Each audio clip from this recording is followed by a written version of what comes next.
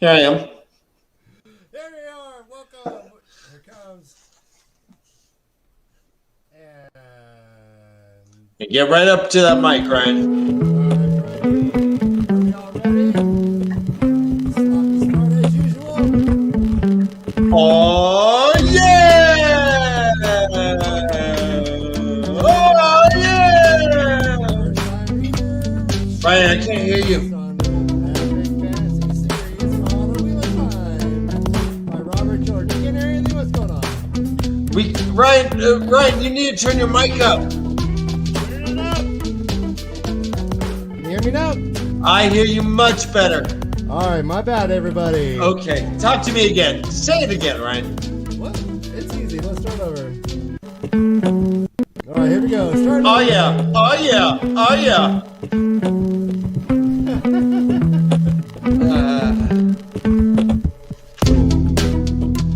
Welcome to LeafCast, a first-time reader show based on the epic fantasy series A Wheel of Time by Robert George. I am Ryan, and I'm currently reeling with pride that our little show has made it through second season. Wow! And I am Ryan's brother, Dan. What was that, Dan? Oh.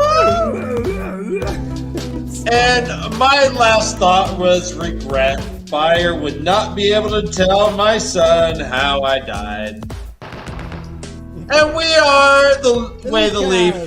We are the way the leaf, and this is the LeafCast. Episodes, dude, the end of the great. Ryan, remember when you used to make up a number of our episodes? You'd be like, "This is episode 40," and I'm like, "Really?" Yes, because I never had a script. Yes, I was a master improviser, and then everything got serious. So your mic. So can we? Your mic still isn't fabulous. Let me work on that. Okay, I'm sorry. Oh, that is so much better. I do hear a hiss, but that is so much better. All right, thank you. As far as volume wise, yeah. Hi guys. Hey everybody, yeah. So we are having Todd will join us very shortly. He is excited to be here for the. I just got a text that said, "Be there in sec." Oh my gosh, master of brevity. Oh, turn that. Yeah, there you go. Be there in sec, because we pay by the letter, Ryan. You don't understand that. This is how data works. You pay by the letter. So why say many word when few word good? Wasn't that from The Office? I think Kevin said that. I think Kevin was trying to be minimizing his words. Oh, Ryan, did you see my hat, by the way? Tell me about it. We made it, baby. We made it to the end of the second book. And so I whipped out, this is a hat from The Big Lebowski.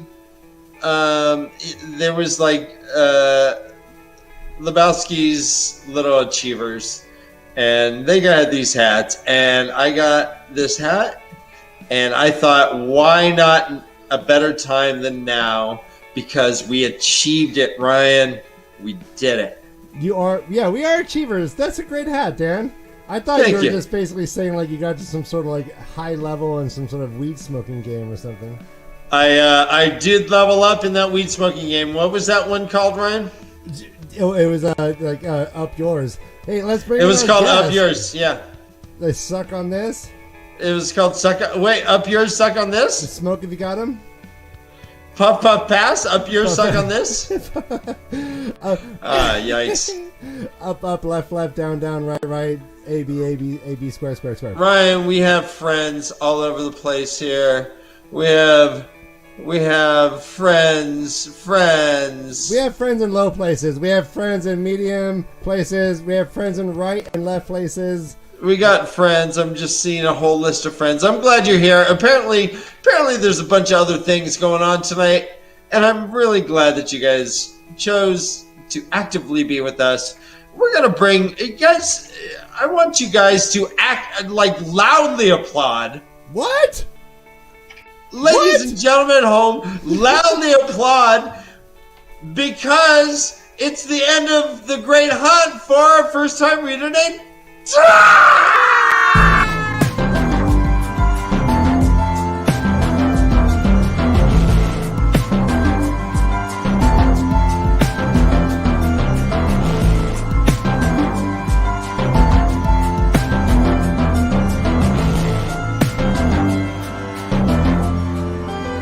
Oh yeah.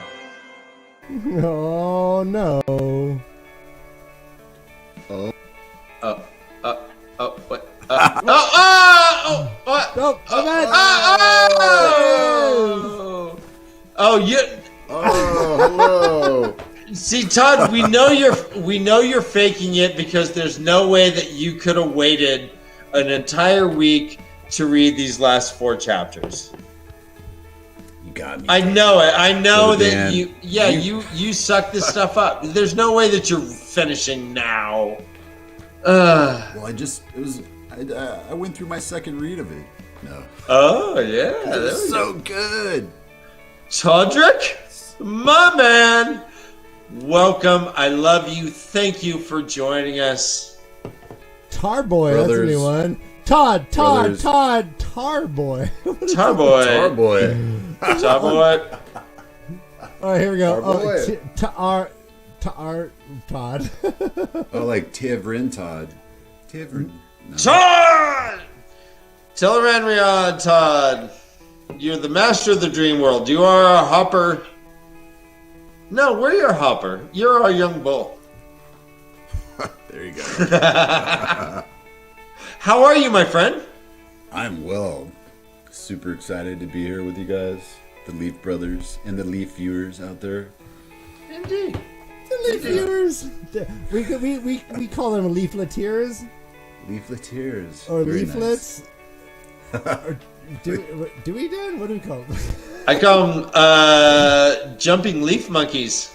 Nice. Jumpy leaf monkeys. Perfect. With all love. I mean, well, hold on. That sounded bad. No. Let's try again. All right. They are. Leaf heads. No. Cabbage. Is the leaf? I don't know, Ryan. You tell me. I don't know. I'm striking out here. I like The way of the ones. bud. I like The way of the that. bud, that works. The way of our friends. Oh, saplings. Saplings works, okay. Okay. Leaflets. Leaflets. All right. Leaflets are something that you pass out that people just throw away. I don't like that. I mean, leaf blowers is pretty Ooh, scandalous. hey, way to go, man, Darm. I mean, Now we're talking. Hey, I've been looking for a leaf blower for a long time. Hey, yo, they're on sale right here. Where? Right here. I drive down the street. I look at Groots. cars. That's a good one. I like that. Little I Groots. am Groot. Big roots. We are Groot. It's a celebration stream, guys. We've done it, Todd. We've done it, Todrick. We have done it. Book 2. You have done it. We cannot have done this without you, Todd. What is it? 2 down, 12 to go. No. 2 down, 12. Yeah, 2 down, 12, and another. And another. But what baby steps, man. We've been doing this chapter by chapter. We've been going through this. Todd, you've been killing it. You've been with us. The Eye of the World, now the Great Hunt. We made it. So we'll get into your feelings about the book. Let's go ahead and just start jumping through. But I do want to talk about the book in general in the second half. So we're gonna kind of book through this here. It is. We're gonna book through this. We're gonna book through the book. book. 22 pages, Booking through guys. books. 22 minutes. Time me. Boom. All right, click. 1 Mississippi. 2 Mississippi. All right, so this is The Grave is no bar to my call. This is right after Rand leaves Ingtar to his redemption fate, more or less. He keeps shouting, "By the light in Shinoa!" Roar! Clink, clink, clink. They're like, "What about Ingtar?" He's like, "Don't worry about Ingtar. But we should help him. No, don't. But he's just right there. No, he needs to die. What? But okay. Sure. What? Everyone wants to help him. Rand says no. Nope. Everyone wants to help him. But Ingtar's our friend. Fuck him. We gotta go.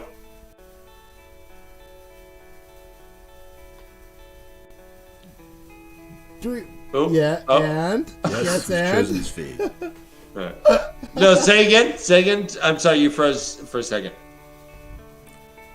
He's chosen his fate. Yeah, and that's pretty much what he's like. He's doing what he needs to do. Do you think that Ingtar needed to die or chose to die for redemptive purposes? I think he had one of those moments where he realized that. I think he says it like Rand. He's like, you do it for salvation. I was doing it for selfish reasons. Right, but he's Said also that like, in the last- he's like, I'm gonna sheathe the sword, baby. Yep. That is, He's yeah, going we down. we had a moment of silence for Ingtar. All right, Wait, you know what? You know what we didn't discuss though? talk to me. How I called Ingtar out in previous chapters. You did call him out as a dark friend, man. I called him out, dude. I knew it. So, do you think he was at that dark friend social? I think so. And what the horn? Do we assume that the horn was his own quest, or was the horn something that he was told to do? He was hanging out with the dragon. He was hanging out with Rand, and Brother Dan, real quick, this might be the greatest spell check ever. yeah. R.I.P. Ingrat. No, it's there though. It's there. Scott has the worst like spelling, but it's always super funny. It's there. It's there. It's there. Ingrat. I like that band. Ingrat. Yeah, wasn't that a side project of Maynard from Tool? Yeah, here he goes. Yeah, he's laughing my ass left, I think it is. That's the best laugh. That's the best. It's hard to type with hooves. He has these war horse hooves. He's just pouncing on him. It's hard to do it. Just It's hard to do it. It's hard, yeah. All right, so Rand is feeling a pull towards Egwin, like a major pull. Did you have anything regarding this in your notes? Just that. He's having this moment. I like what he says. He says so many threads and so much danger, so many duties. So many duties. It is. It's like having 8 dogs in a living room, right? It's like after a night of lasagna. So many duties. Lasagna does it for you, right? Cheese. Cheese. All right. Cheers. So But, a yeah. day of no duty and then a day of 8 duties. All right. I just got the joke now. Jesus. All right. So he's and Rand is like, all right, Matt, Perrin, I'm going back. And they're like, me too. And he's like, no, just me.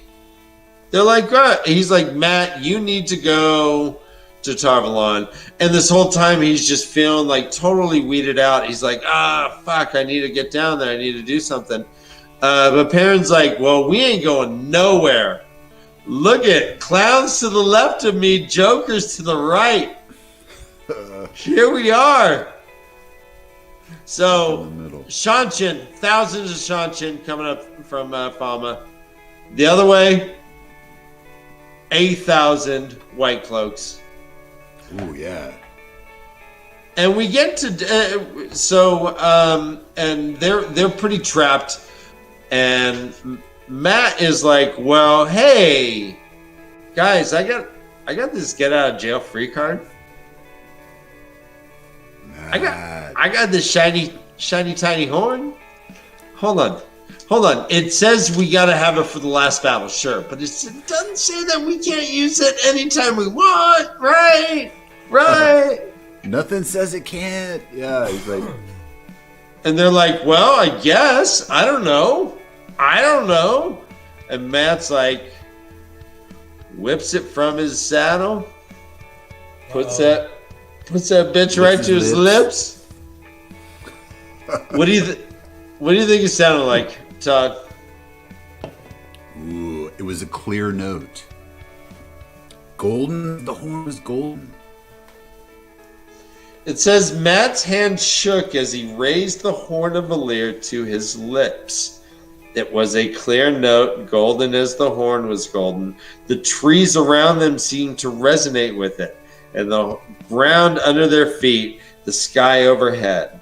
That one long sound encompassed everything. Out of nowhere, I love that. a fog began to rise. First thin wisps hanging in the air, then thicker billows and thicker until it blanketed the land like clouds. Fucking A. Well done, RJ. Good. I know. 3 sentences there. Yeah, Woo! he's visited San Francisco at least once. Yeah. It's been to Aptos at like 8 a.m. I And love his 350. description, Yeah. of the horn, man. Just resonating with everything around it. I'm Kind of picturing like like... how Oh, go ahead. that's how I picture like my bass drum, my 24-inch bass drum sounds. Oh, and that's Ryan. the Horn of Valir? Yeah. So I'm Ryan- picturing like like those horns that like in the cartoons they always use like when they're doing like hunting foxes, like those French looking horns, those like curly horns and like like that, like those. That's what I'm picturing, Probably. right? Ryan, That's closer. what's your picture of like what it sounded like? Like for real, not fucking around, like for real. Yeah. Don't, no, come on. He's gonna be like, Go long. see, got all right. See, I was trying. Guys, I apologize. I was trying to get him. I was trying. Oh, look at the way. Listen to the way he sustains that note. Fantastic. Yeah. No, you think Kind of a note. it Kind is? of a note. Fantastic isn't the word I would use. If anyone has perfect pitch, let me know what note I was saying. Damn, we have a quote. Damn. Give it to me. Dramatic quote read. Are we ready for it? Oh, hold on. No, not quite yet. But right My before bad. then, we have Jeff from Bornholm. Oh, I love it. Yeah. POV switch. The white cloaks are getting fucking torn up. JB. It says here, abruptly the ground ahead flew up with a roar, showering him with dirt and pebbles.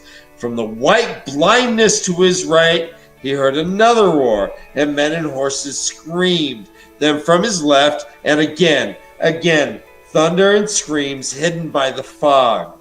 The Legion will charge! His horse leapt forward as he dug in his heels, and he heard the roar as the Legion, as much of it still lived, followed. Thunder and screams wrapped in whiteness. His last thoughts was regret. Bayer would not be able to tell his son, Dane, how he had died. Ooh. Sin N says, couldn't happen to a nicer bunch of zealots. Yeah. Apparently she doesn't have to ask today, or it's just so obvious. Rascals. Yep. Alright, yeah, so guys, every time you guys are complimenting me, I'm just saying that's what she said afterwards. Wow, man. So yeah, breath control, that's what she said. That's what she said. Breath control though, That's what she said. Yeah. Well, Ryan, that breath control, though. That's what she said. All right, and so anything to say about our dearly departed Jeff from Bornhold? Oh man, yeah. I mean, he's a white cloak. But he seemed like he had some sense about him, but he was a total dick too. So I don't know. Like, and it's sad that he doesn't get to tell, or his last thought was regret. I mean, I guess there's some. Because there's all that there's fog. There's all this fog. Suddenly no one can see anything. Child Byer's supposed to be standing up on a hill watching how the guy died so he can tell the story to his son. And there's suddenly all this fog came out. The mist, you can't see shit. Yeah, you know, after Todd and I went on tour up to the West Coast, to Canada, Yep. like it truly was a fog of war scenario.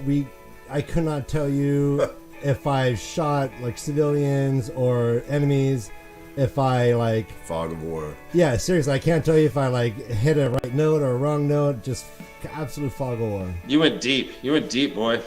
Dude, The horror. the horror. So Joffrem gets torn up by Shanshin, we assume. We assume the Shanshin blew them all up, right?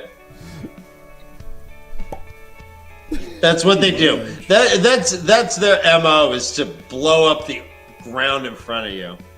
That's what Egwene did the last chapter. She's like, watch, this is what I learned. She throws that shit up. Boom. So we assume that the Shanshin is responsible for Jeffrem's death. Yeah. And Buyer, we'll never know. And now we get into Rand. And our good friend, who I wish he was with us. He normally is. But god damn it, life is catching up with this cat, and he's been working hard. Rob from Malkier Talks did a audio recording for us. Oh, so perfect. This is a special treat because Ryan is actually going to do a live improvised musical accompaniment to. So we don't have Hermit Convention this time. We have Ryan. Awesome. Oh no! Well, hold on. I did hear some of his backstage, his sound check, and I'm really excited by his ideas. So, Cool. all right, guys, Rob and Ryan. Everyone, thank you and enjoy. Let's mute your mics, Todd and Dan. Thank you. Yes. Good luck, Ryan. Matt's hand shook as he raised the horn of Valir to his lips. It was a clear note, golden as the horn was golden. The trees around them seemed to resonate with it, and the ground under their feet, the sky overhead. That one long sound encompassed everything. Out of nowhere, a fog began to rise. First thin wisps hanging in the air, then thicker billows, and thicker, until it blanketed the land like clouds. Rand could not see the trees around them any longer. Matt had lowered the horn, eyes wide with awe, but the sound of it still rang in Rand's ears. The fog hid everything in rolling waves as white as the finest bleached wool, yet Rand could see. He could see, but it was mad. Tharme floated somewhere beneath him, its landward border black with the Shanshin ranks, lightning ripping its streets. Tharme hung over his head. There white cloaks charged and died as the earth opened in fire beneath their horses' hooves. There men rang about the decks of tall square ships in the harbour, and on one ship, a familiar ship, fearful men waited. He could even recognise the face of the captain, Baal Doman. He clutched his head with both hands.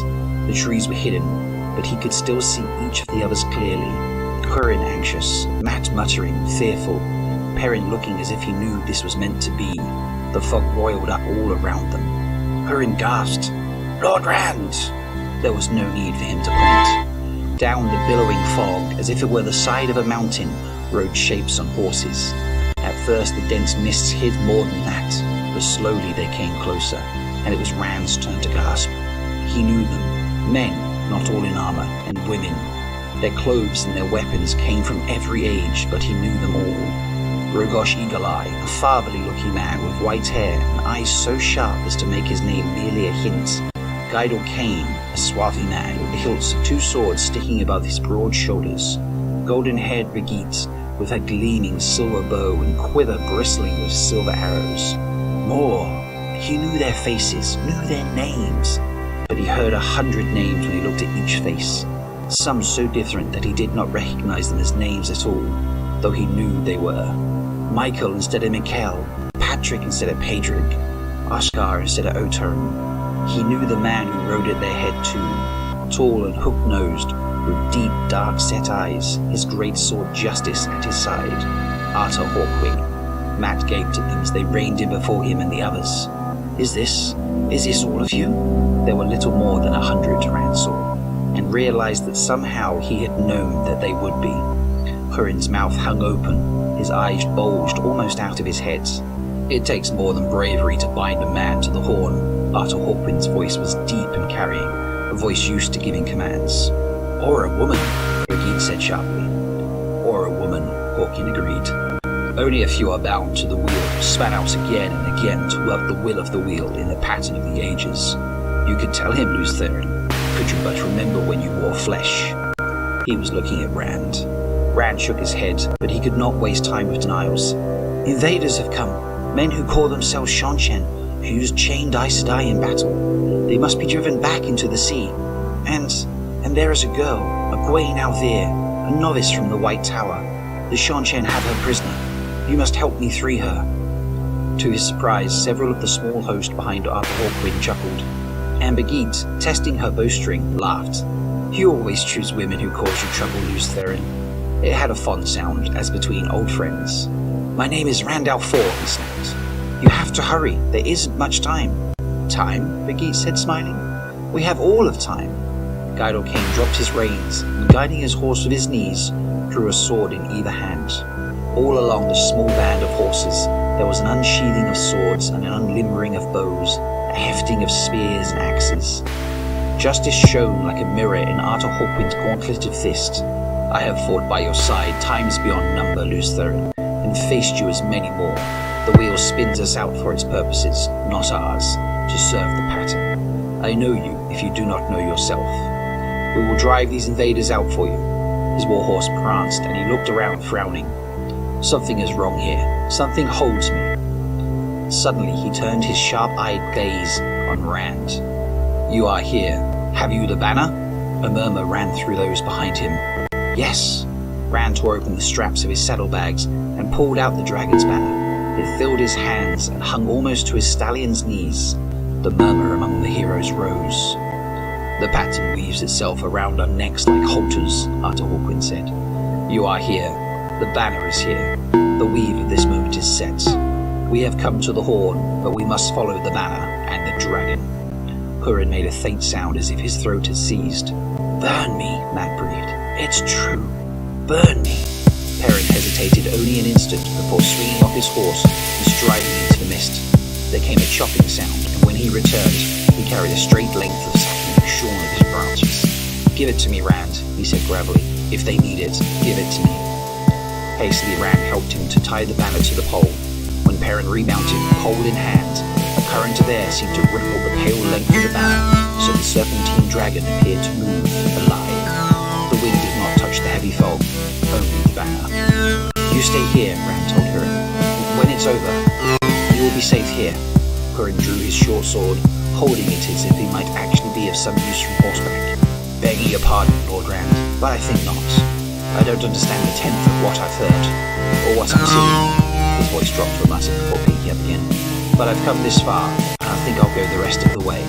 Arthur Hawkwing clapped the sniffer on the shoulder. Sometimes the wheel adds to our number, friends. Perhaps you will find yourself among us one day. Corin sat up as if he had been offered a crown. Hawkwing bowed formally from his saddle to Rand. With your permission, Lord Rand. Trumpeter, will you give us music on the horn? Fitting that the horn of Valir should sing us into battle. Bannerman, will you advance? Matt sounded the horn again, long and high. The mists rang with it. And Perrin heeled his horse forward. Rand drew the heron-marked blade and rode between them. He could see nothing but thick billows of white, but somehow he could still see what he had before too. Tharme, where someone used the power in the streets, and the harbour, and the Shanshan host, and the dying white cloaks, all of it beneath him, all of him hanging above, all of it just as it had been.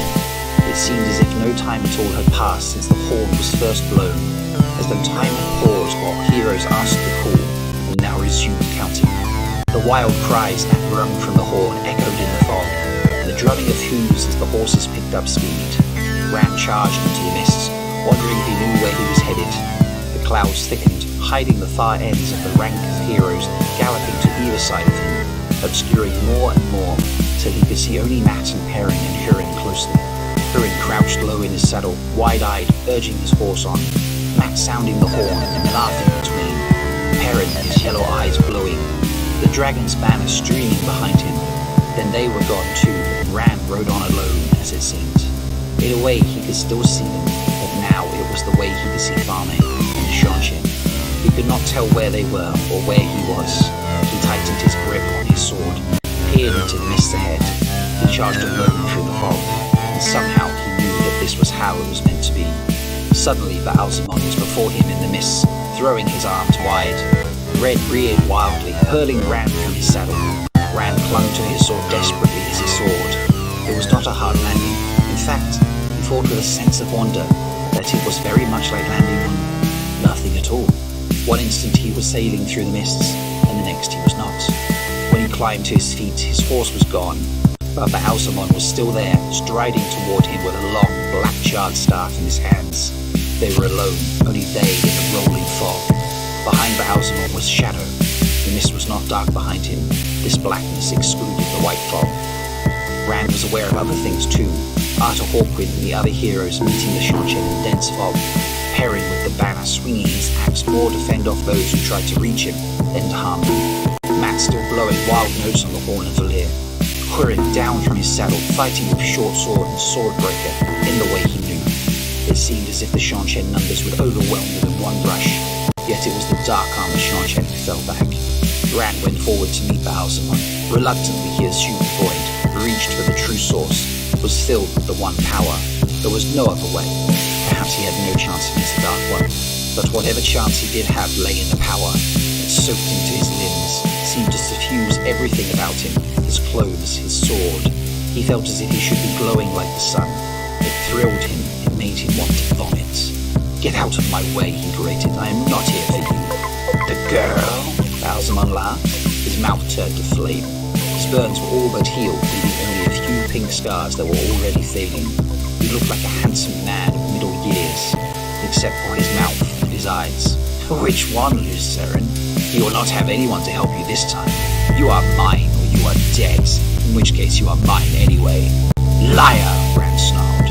He struck at Baalzamon, but the staff of charred wood turned his blade in a shower of sparks. "Father of lies! Fool! Did those other fools you summoned not tell you who you are?" The fires of Baalzamon's face roared with laughter. Even floating in emptiness, Rand felt a chill. Would they have lied? I don't want to be the Dragon Reborn. He firmed his grip on his sword, parting the silk, but Baalzamon beat every cut aside. Sparks flew as if from a blacksmith's forge and hammer. "I have business to farm, none with you, never with you," Rand said. "I have to hold his attention until they can three Egwene." In that odd way, he could see the battle rage among the fog-shrouded wagon yards and horse locks. "You pitiful wretch, you have sounded the horn of Valir. You are linked to it now. Do you think the worms of the White Tower will ever release you? They will put chains around your neck so heavy you will never come." Rand was so surprised he felt it inside the void. He doesn't know everything. He doesn't know. He was sure it must show on his face. To cover it, he rushed at Baalzamon. Hummingbird kisses the honey rose, the moon on the water. The swallow rides the air, lightning arched between sword and staff. Coruscating glitter showered the fog, yet Baalzamon fell back, his eyes blazing in furious furnaces. At the edge of his awareness, Rand saw the Shanshin falling back in the streets of Falme, fighting desperately. The Mane tore the earth with the one power, but it could not harm Arthur Hawkwind nor the other heroes of the Horn. "Will you remain a slug beneath a rock?" Baalzamon snarled. The darkness behind him boiled and stirred. "You kill yourself while we stand here. The power rages in you. It burns you. It is killing you. I alone in all the world can teach you how to control it. Serve me and live. Serve me or die." "Never!" "Have to hold him long enough. Hurry, Hawkwind, hurry." He launched himself at Baalzamon again. The dove takes flight, a falling leaf. This time it was he who was driven back. Dimly he saw the Shanshan fighting their way back in among the stables. He redoubled his efforts. The Kingfisher takes a silver back. The Shanshan gave way to a charge. Arthur Hawkwood and Perrin side by side in vain. Bundling straw, Baalzamon caught his blow in a fountain like crimson fireflies. He had to leap away before the staff split his head. The wind of the blow ruffled his hair. The Shanshan surged forwards, striking the spark. Sparks flew like hail. Baalzamon jumped from his stroke, and the Shanshan were driven back to the cobblestone streets. Rand wanted to howl. Suddenly he knew the two battles were linked. When he advanced, the heroes called by the horn drove the Shanshan back. When he fell back, the Shanshan rose up. They will not save you, Baalzamon said. Those who might save you will be carried far across the arid ocean. If you ever see them again, they will be collared slaves, and they will destroy you for their new masters. Wait, I can't let them do that to her. Baalzamon's voice rode over his thoughts. You have only one salvation, Randolph. Lose Theron Kinslayer. I am your only salvation. Serve me and I will give you the world. Resist and I will destroy you, as I have so often before. But this time I will destroy you to your very soul. Destroy you utterly and forever. I have won again, mused Theron. The thought was beyond the void, yet it took an effort to ignore it, not to think of all the lies where he had heard it. He shifted his sword, and Baalzamon readied his staff. For the first time, Rand realized that Baalzamon acted as if the heron-marked blade could harm him. Steel can't hurt the Dark One. But Baalzamon watched the sword warily. Rand was one with the sword. He could feel every particle of it, tiny bits 1,000 times too small to be seen with the eye, and he could feel the power that suffused him, running into the sword as well, threading through the intricate matrices wrought by the Aes Sedai during the War of Power. It was another voice he heard then, Land's voice. There will come a time when you want something more than you want life. Ingtai's voice. It is every man's right to choose when to sheath the sword. The picture of Gawain, collared, living her life as Damani, threads my life in danger. Gawain. If Hawkwind gets in the army, he can save her. Before he knew it, he had taken the first position of Heron wading in the rushes, balanced on one foot, sword raised high, open and defenseless. Death is lighter than a feather, duty heavier than a mountain. Baalzamon stared at him. Why are you grinning like an idiot, fool? Do you not know that I can destroy you utterly? Rand felt a calmness beyond that of the void. I will never serve you, father of lies. In 1,000 lives I never have. I know that. I'm sure of it. Come, it is time to die. Baalzamon's eyes widened. For an instant there were furnaces that put sweat on Rand's face. The blackness behind Baalzamon boiled up around him, and his face hardened. Then die, worm!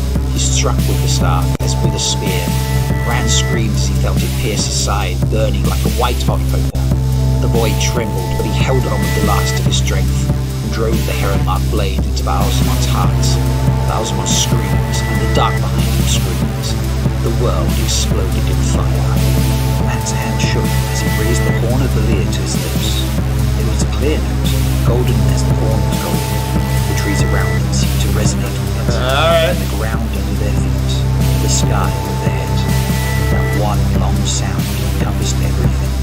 Out of nowhere, a fog began to rise.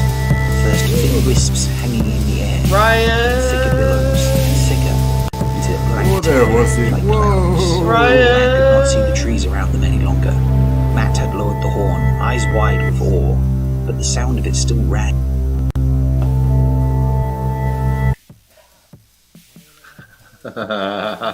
Well done. That was fun. Super awesome. Hell yeah.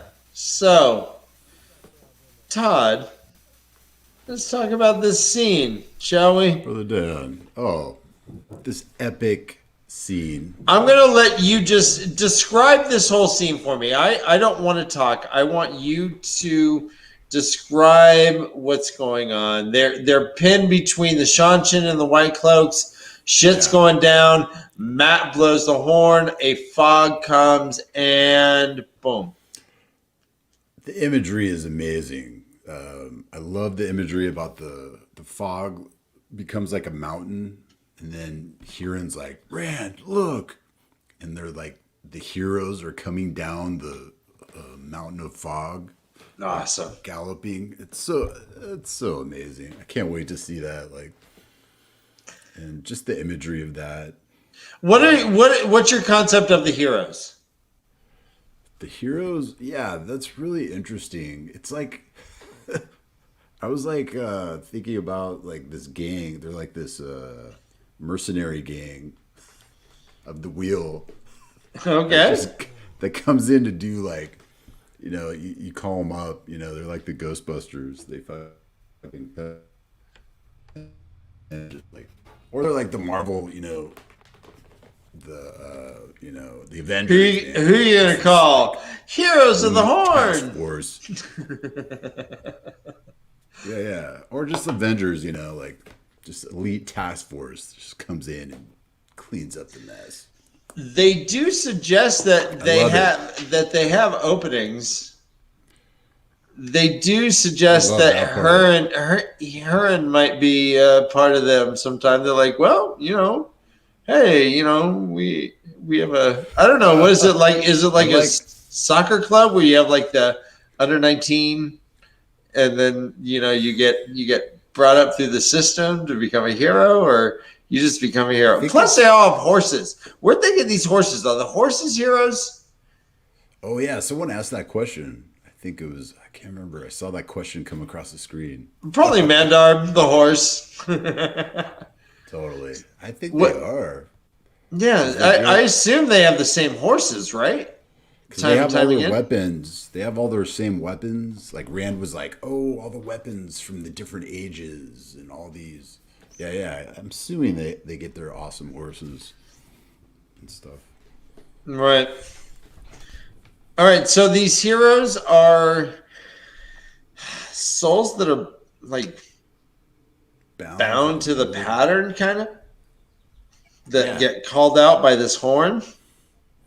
It's like the pattern or the wheel just chose this like badass elite force, and they kind of seem stoked to show up. They're happy. I mean, they're not like, oh shit, I was just about to have dinner with my wife, but you fucking blew that horn. All right. No, they all seem pretty stoked. They're like, yeah, let's go. They're super pumped. Yeah. All right, so talk to me about the banner connection. Oh yeah, that's really interesting. Archer is like, wait, what's going on? He's like he wants to attack. He's like something's wrong. I can't attack. What? And then so I guess the banner, I don't know, it's like this. Yeah, they have to follow it, or it has to lead them, and that's the force that leads them. They're all bound to it, I guess. So here's the question I have though: is that Arthur Hawkwing says, and I don't have the quote right in front of me, but I will get it. That's a lot of interesting things. That says that more or less that they have fought against each other as many times as they fought with each other. So awesome. So what the hell? I mean, so if you need the Dragon Banner, and if why would he fight against Lews Therin? I don't understand. I know. Tell me. Because it's whoever sounds the horn, right? I guess. Yeah, so like people, I would assume that enemies or anybody who has blown the horn, they're bound to that person's desires or like following that person. So maybe it was someone where they were like against each other. If that makes sense. If Fane blew the horn, if he could have blown the horn, then they would have been like, all right, Fane, let's do whatever you want. Totally. And like in a past life or one of these past scenarios. Then what connection, what is the Dragon Banner connection then? If he is fought against the banner, I don't understand that, honestly. And I was wondering what your thoughts were. Yeah, it's very complicated. I don't know. Okay. It's like the banner is like this technology. It's like this app that they need to like Okay, go on. For that, it needs to guide them. You know, it's the technology, it's the magic. I don't know. Did they have to sit around and wait for the banner to update? Hold on. Totally. Let me Rand's like, wait, hold on, whoa. let me look at what app is Archer's that like- again? All right. Archer's like, wait, what's going on, Banner? Yeah, Rand's like, oh shit, I didn't update my fucking I didn't have to. my dragon banner. They're like, where's Rogosh Eagle Eye? And he's just like sitting on his couch, and it's like, update now, and he's like, nope. They're like, Rogosh, come on. Nope. Love it. Okay. I can't remember all the heroes. More like either. Nogar, Oh, gosh. Shigalai. There's Rogosh Eagle Eye. There's Burji Silverbow. There's Archer Hawkwing, which Pronounce this, Brother Dan. I think I pronounced it Burji Silverbow. What? Burji? Bergerie? And add a silent R. Brigitte. So, Todd, did Yes. you happen to notice the irony that Archer Hawkwing comes with his heroes to destroy his kin? Yeah, I was thinking about that one. It's because the Ascension are his Descendants of Archer Hawkwing, right? They're right. They're. I was wondering about that. Guys, anyone anyone here Beer think Gita. it's Beer Gita? Birgitta. No, beer. No, this is Beer. precisely Beer beer Gita. Birgitta. No, I say No. Brigitte because I roll my G's to Brigitte. Bershita. Yeah. It's Ber- fabulous, yeah. darling. I talk like Zsa Zsa Gabor. No, there's not even an L. Like Dan, I'm the same. It's Brigitte. Brigitte. It's Brigitte in my head. Brigitte. It will never change. Brigitte. They keep saying Birgitta. I'm like, nope. Birgitta. No, Birgitta. Fuck that. No, Brigitte. I like Brigitte. Silent H. Brigitte. She's Watch, she's they're gonna- really cool. Hey, if you guys are gonna say lawn, I'm saying Brigitte. All right. Wait, what? Yeah, I guess in the show they can call land lawn. Oh, wow. Yeah, maybe. I don't know if it's true. And my head Min, hurts. Mon. And Min, mine. I'm just kidding. Oh, no. Yeah. No, I'm just kidding. So there is what? So there's the whole Balsamon battle. Oh, it's so awesome. Tell me what you're picturing with this whole battle here. Well, it's really interesting how he calls it mad. Like he doesn't understand how he's above foam, and then he's like below it. He has all these like perspectives, and then he sees everybody, like everybody's face, I guess. And you could read in everybody's face, and I love that part of it. Right, he is above and below the battle. Above and below, and with every person. Yeah, he sees Bail Doman waiting on his boat. Yeah. So I think this makes me think about the Eye of the World. Like he is serving him. Like he is, the Eye of the World. He could like be anywhere all at once. And I was like, yes, I hope that's it. And it's like serving him, I guess. Okay, right on. Fucking love that. Well, okay, so let's go further. He sees that his battle with Balsamon seems somewhat tied to the entire war going on. The harder he pushes against Balsamon, the harder that the heroes kind of press against the Shanshin, and vice versa. When he falters, then it seems like the heroes falter as well. What is going on here? This is where he realizes that the battles are linked. I love that. It's like, How are they linked? I don't. So explain this to me. I'm I'm trying to figure it out. If you can, I mean, no, yeah. Give me a sentence. Tell me. Yeah, he represents the wholeness of it.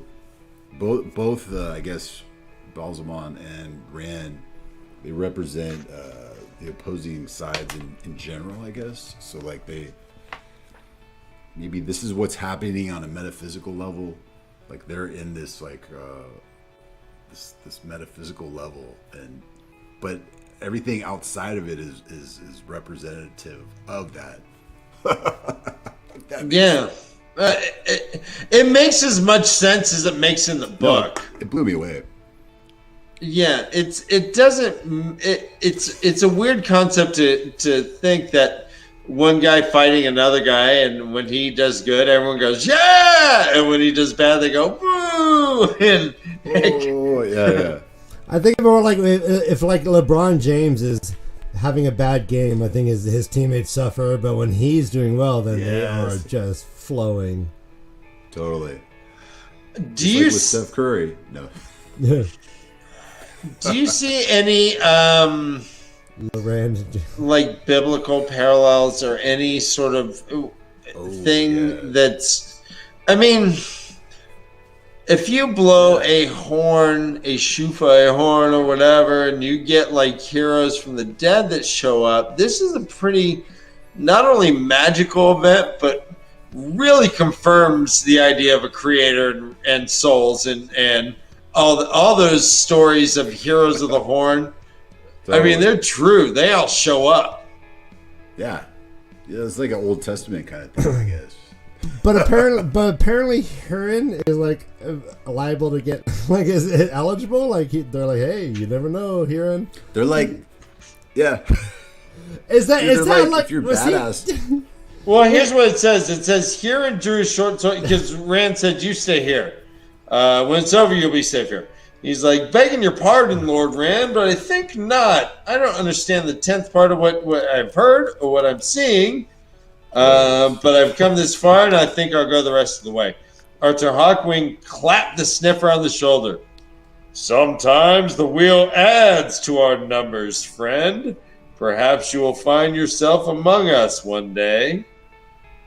WTF? Like, boy, if you're badass enough, you can join us. Well, I mean, okay, but like, how? What the? How? Well, no, because Arthur Hawkwing just pretty much said he's going to write him a letter of recommendation.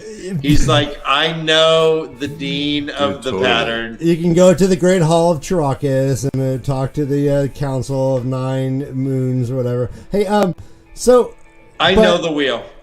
You know what? Let me drop your name. It's Huron, right? Sniffer. I'll talk to the wheel. All right. Yeah, you were pretty tough talk today. To the wheel. Wait, so but Huron didn't blow the horn. Were you surprised that he was like, yeah, you could join us, even though he didn't blow the horn? Interesting. No, just because he was brave. He was just brave right now. He could have boned out. Rand said bone out, and he said no. And then he's like, hey, that's pretty tough. You're a tough dude. Dan, I have horrible stage fright. I do this 2 times a week. I'm overcoming many fears. Am I going to be a hero with the horn? Yes. If death is on the line and you still do your show, then yes. That's right. Is death on the line? Right? Look at the scar I have on my nose. Wow, that's pretty tough. Yeah, I took that in battle. My eyebrows are looking fresh. Like a baby's bottom. Jeez. You know what, Ryan, once we're done with this book, I'm going to clean up my face and make sure I come back without stains on my face. Amanda Sawan! Would you guys consider the Heroes of the Horn ghosts or something other? And then I think that's a great question. This is the Mario Brothers ghost, right? Where you turn and look at it and it stops moving, but when you turn away and yes, you have to. Oh yeah. I forgot about that. So what do you think? Are they ghosts? Are they what's up? Do they have bodies? I don't know. Man, that's a awesome question. It seems like they would have to have bodies to like fight, but then again, this is a fantasy you know. So I don't know. It reminds me of two, like, you know, remember Lord of the Rings? I try not to. And You're such a butthead, Ryan. All I can think is I love Legolas like sliding on his own shield, and I say, "Fuck that." Ryan, like, you should. you're like bored with the rings. Ryan, you don't have any building blocks at your house. You should really associate with Legolas. Come on, guys. That was a pun. Legolas. Yeah, Legolas. just because I have no legs, right? No. Oh. And you don't have building blocks, little tiny Swiss building blocks. All right. Anyways, sorry. Bad. But it's like, well, like in Return of the King, the king that rolls under the mountain, or wait, what was it? The king, fucking, he brings back, you know, these ghost riders that are bound to him. Remember? Yes. In Return of the King. Yes. It reminds me of that. But they're all like skeletons and shit. But they are spirits. Did they But talk? can fight. Yeah, they talk. Did they give you a chummy like Hey! like a safe buddy hug, a shoulder hug? Hey, Matt, can you play us a tune? I don't think they were that broy. Hey, Loose Theron. Long time no see. It's all skeleton face. Long time no see, Loose Theron. Everyone's all, aye. They were Yeah, very serious. it was a straight out Return of the of King. creep show. Fuck. Yeah, But exactly. I guess, I don't know. I Kurt guess Cupid. they are spirits. No, they come out. They come out like high school. No, they're all bodies, I think. Yeah, but they come out acting like high school coaches. All right, go on. They're just like all broy and chummy, and like they're not very intelligent, and they're just like, hey kid, one day you could be one of me. Like I think he's totally lying. I don't think Heron could ever be a hero of the Horn. Hey, here, and messing you know with what? You hit the weight room, and maybe you'll be varsity. I mean, guys, do you imagine how bad these fucking ghosts smell? Huron be stuck with these fucking decrepit, necrotic ghost bodies. Oh, see, no, I'm thinking Dude, they Ryan- smell delicious. Ryan, they smell like the Age of Legends itself. Yes. They smell like Dude, patchouli and Dude, yeah. riding the winds of time, man. You got a fresh smell. Yeah, like bounty, like And on the window of like time and the banner fly. like a dryer freshener. Riding the winds of time. It's All right, fresh. so many people want to know, Todd, did you think motherfucker is going to blow the horn like that? Yeah. I Did was that surprise not- you? That did surprise me. I mean, it didn't surprise me who did it, but like it surprised me that they even went there in the book. I thought they wouldn't. And I Did you was think like, that happened this early, too? Yeah. Wait, what? Did you think it was going to happen this early in this book? Yeah. Did you think the horn was going to be like? I didn't even think it'd be blown Oh. in this book. I didn't even think. I thought it would just. It's going to be a take it chase. back. It would be a chased horn. Yeah, I thought they would just bring it back to the White Tower and like let the Aes Sedai deal with it. Right. But not- Right. But it doesn't surprise me. I don't know why I didn't think of that. This whole thing happens in like book is about the 15 horn. pages. This doesn't happen. I mean, there's. So the grave is no bar to my call starts on page 611 and it ends on 620. This is 9 pages for him to fight Beelzebub, have the heroes of the horn show up, Fog come up, Bornhold dead.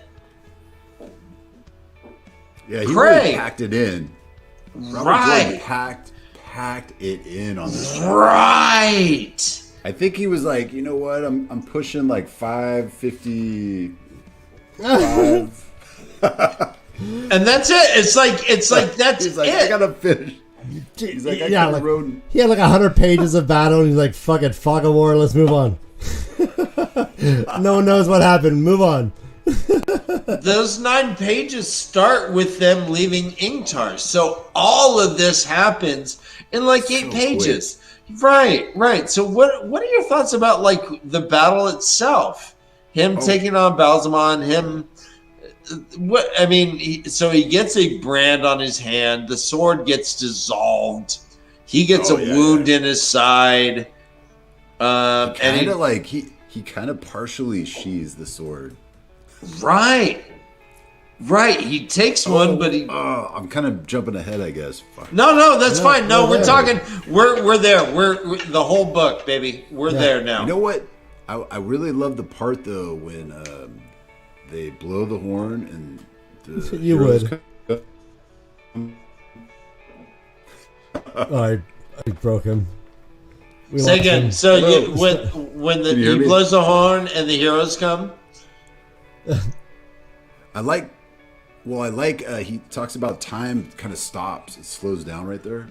Right. So Brigitte, I'll adapt. I'm not a freaking. I'm not a dinosaur. I can adapt. So Brigitte says, Brigitte. Quote, Brigitte, time? Brigitte said, smiling. We have all of time.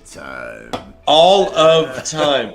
Guido Kane dropped his reins and guiding his horse with his knees, drew his sword with his other hand. Yeah, they're all just taking their own time. Justice is the sword of Arthur Hawkwing. Yeah. They're like, brother. Justice. We got all the Justice is just us, guys. We have all of time. Is a weird phrase. Actually, guys, in the chat, this is a weird phrase, right? We have all of time. Cool. I never really picked up on that sentence, but now I'm obsessing on it. That's literally a heavy sentence. Like Yeah. No. It's not all the time. We have all of. Yeah, and that when Sting starts making love to his wife, that's what he says to her. We have all the time. All of time. We have all the time. No. All of time. Guys, if you don't know that reference, Google it. But don't Google sheathing the sword. I told you in the Be title. careful. Do not Google sheathing the sword. Don't go there. It's dark. Man, dark web. Yeah. Dan, what? Are you Googling it? No. Marty Beck assumed it was a time stop thing.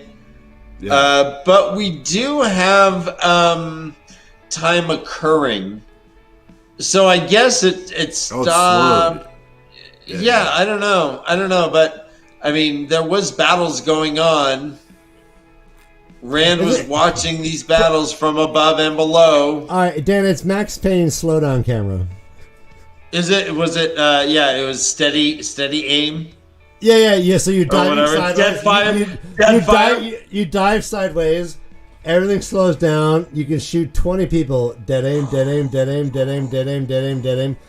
They think, what is this? They're just at a cocktail party. They're just hitting on their prospective lover, and all of a sudden, bing, bing, bing, bing, bing, bing, headshots, all of them. I'm in Cuba. There's something really satisfying, like doing 10 headshots in a dive and then rolling perfectly behind a table for cover. Bullet time, Dan. Yeah. Bullet time, Danjamin. We love you. Bullet time. Yeah. Bonus points to Danjamin. All right, you get 1 bonus point, Benjamin. Danjamin. Max Payne! You shoot people when you're wearing a Hawaiian shirt. It's great. That does sum it up pretty much. And you have Ray-Bans on her, I think, or something. Is this like a first shooter game? Or online game it's the third person. It's all good. Yeah, and then you have bullet time. It's all good. Google it. Okay. So Rand's all weeded out after this 4-page battle. Rand is completely weeded out. He is what? Go ahead. Come on, bring it. One thing I love. Do 2 things, Todd. How? At once, please, for once in your life. Give me 2 things. Give me 2 things, Mister. There you go. There you go. He's just rubbing his 2 things. You get a tap. You got to pat and rub. You just rubbed. Jesus. I can't do it. You're a drummer. You can. We're going anywhere. You figure this out, Todd. All right. Start with the rub. Start with the rub, and then do the tap. Start with the rub. No, he's tapping. All right, there you go. Start with a rub. And then 1, 2, 3. Yeah, there you go. it's kind of like not a... Yeah! I did it. There you go. There you go. I knew you could. You I knew you won. could. Dude, that was tough. Hey, Yeah, really hey, Todd, can you play us into battle with your head and body? Wait, Brother let me take off my Dan, shirt. you turn, rub and pat at the same time. All right. With one hand. All right, rub. Oh, no. Rub. Oh, no. Wait, what's that hand right there? No, this is like very up and Oh, up. Dick. shit. Oh. All right, but no, you got it. Yes. Dude, that's like the first time in history, I think. Ow. That, I think I hurt my thumb. All right. dude, I think history was just made right there. Yeah. Yeah, do that, Kermit. Yeah. Come on, guys, like and subscribe, would ya? Yeah, did you guys hit that thumb? I think we have like 19 people in. Come on, hit that thumb, please. I'll wait. Nah. Like this. Boom! Smash. All right. Thank you for doing that. All right. So, Wait. yes. One thing though. No, 3 things. Tell me. I'll tell you 3 things. Okay. I love the scene where the hero crew is like chuckling because Rand is like, oh, there's a girl, Egwin out there. And they're like, yeah, there's Pussy Hound. Right. Yeah, okay, yeah. There's a chick. Surprise, Like, surprise. Always getting you in trouble. Lose. Like, Lose. Thinking with your dick again. I love that. He ain't tight. Yeah. He lose. There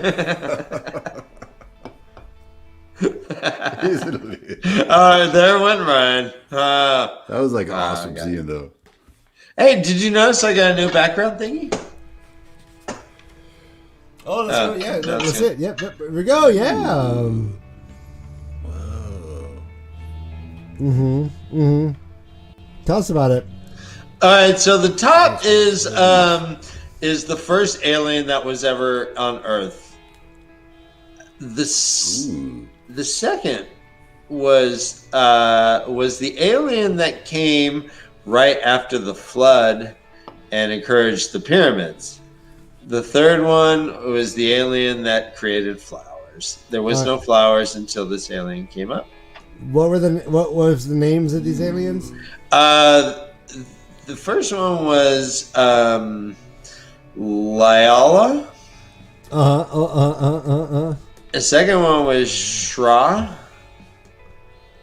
And always short name. Shra. I always thought aliens would be all about brevity.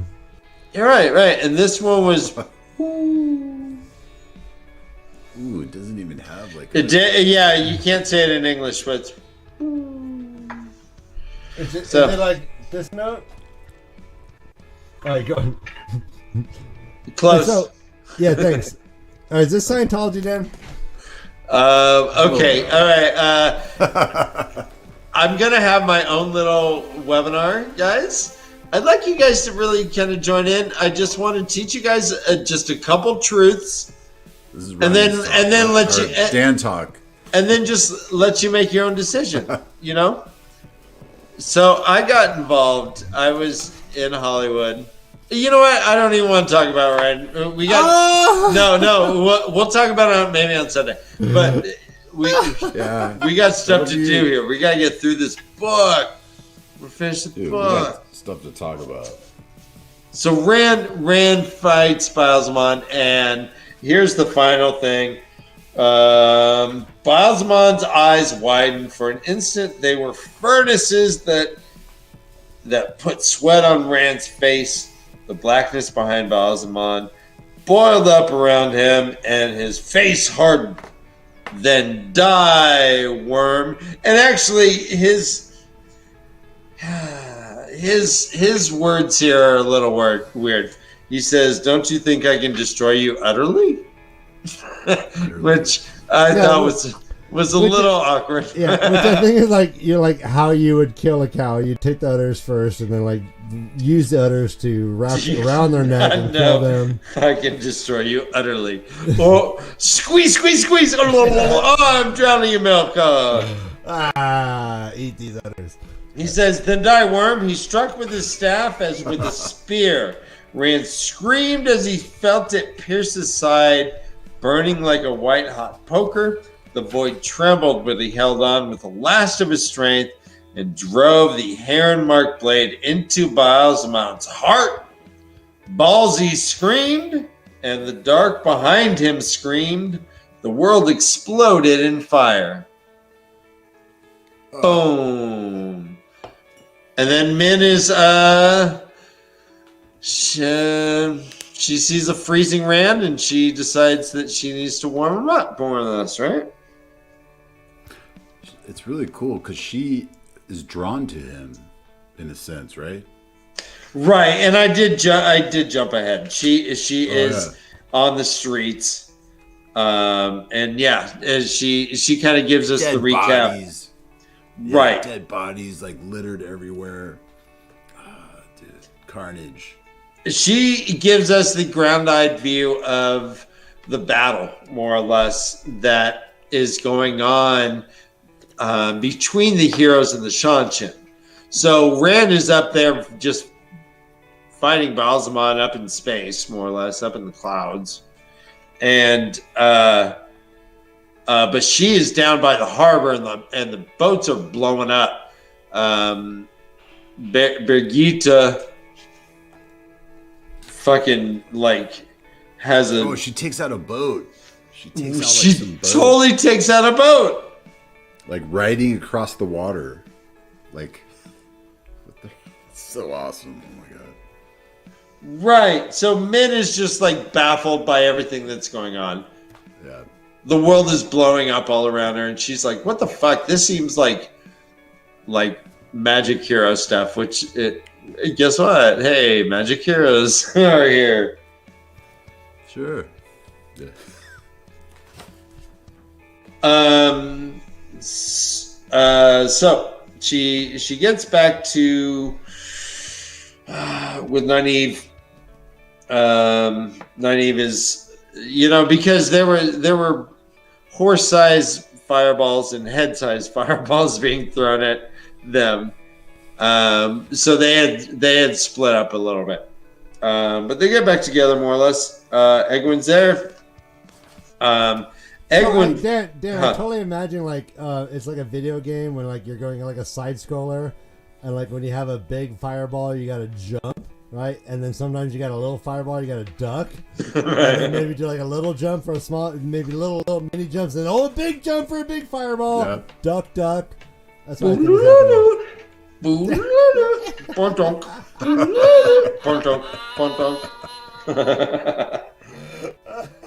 Dude, and then when you die, he's like, I win again. So Min finds Rand. Rand is unconscious, has a big old wound on his side. There was a wound burned into his side, but it had cauterized itself, it said. That's convenient. And his flesh had the touch of ice to it. He made so she was like, "Oh, geez, you're super freezing. This is bad.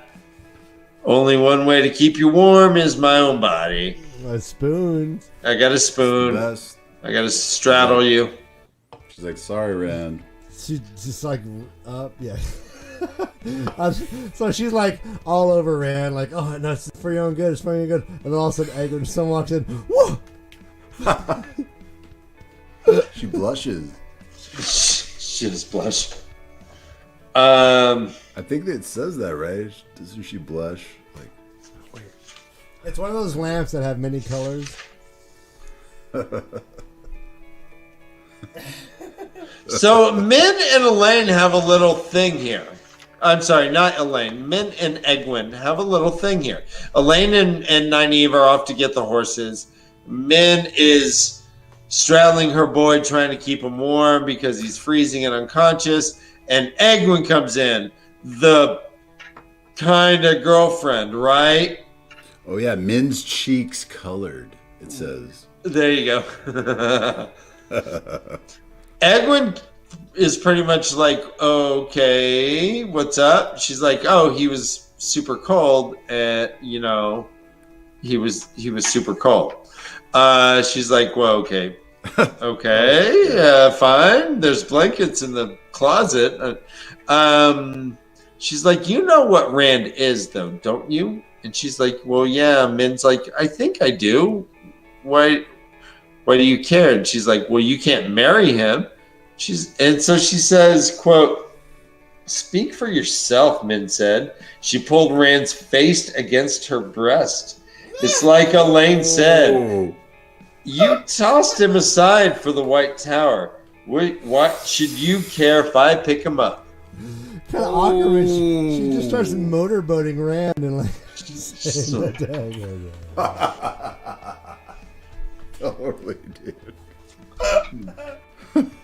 That's awesome. That is. Why should you even care? It's like you dumped him, so I just. You dumped him. Egwin's like, all right, fine, fuck you. I'm gonna go get horses too, I guess. She leaves. Like, she leaves, and a woman comes in. Oh my god. Dear Lord. Exit stage left, even. She's like, that ain't Randall Thor. That's Luz fucking Telemon. Bitch. No. The Jamaican lord of all. Oh, did I say fucking? I meant Luz. I like Luz fucking Theramon. All right, he's Luz fucking Theramon. That sounds awesome. All right, Luz fucking Theramon. And he's the dragon fucking reborn.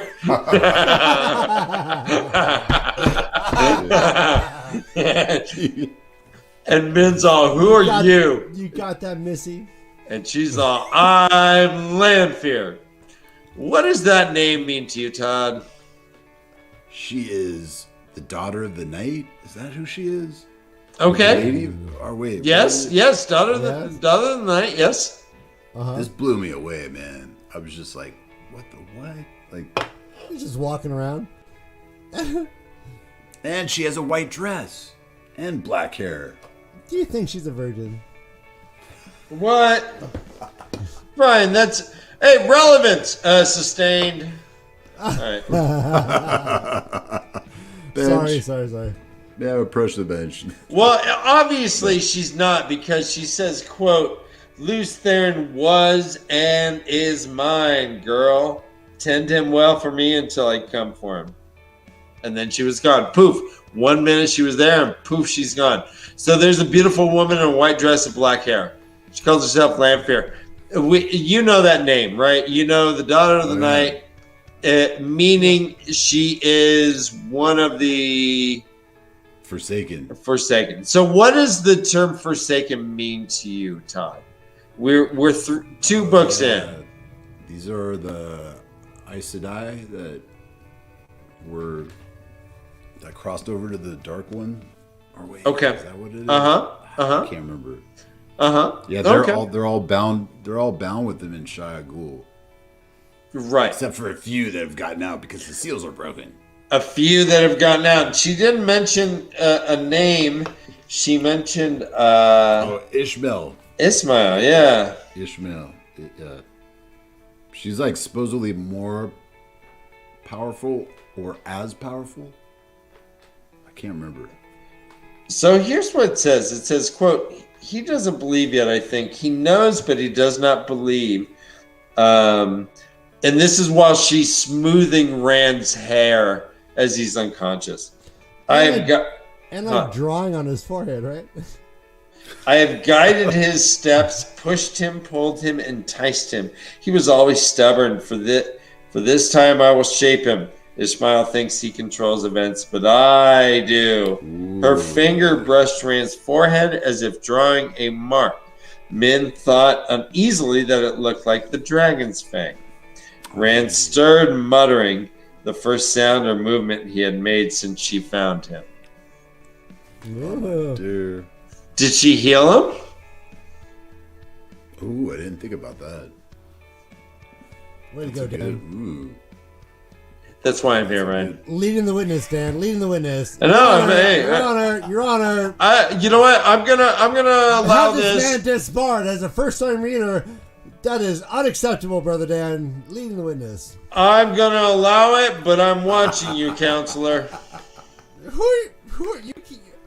I'm the judge, and the questioner. Yes, Sam. All right, thank you. I am the court.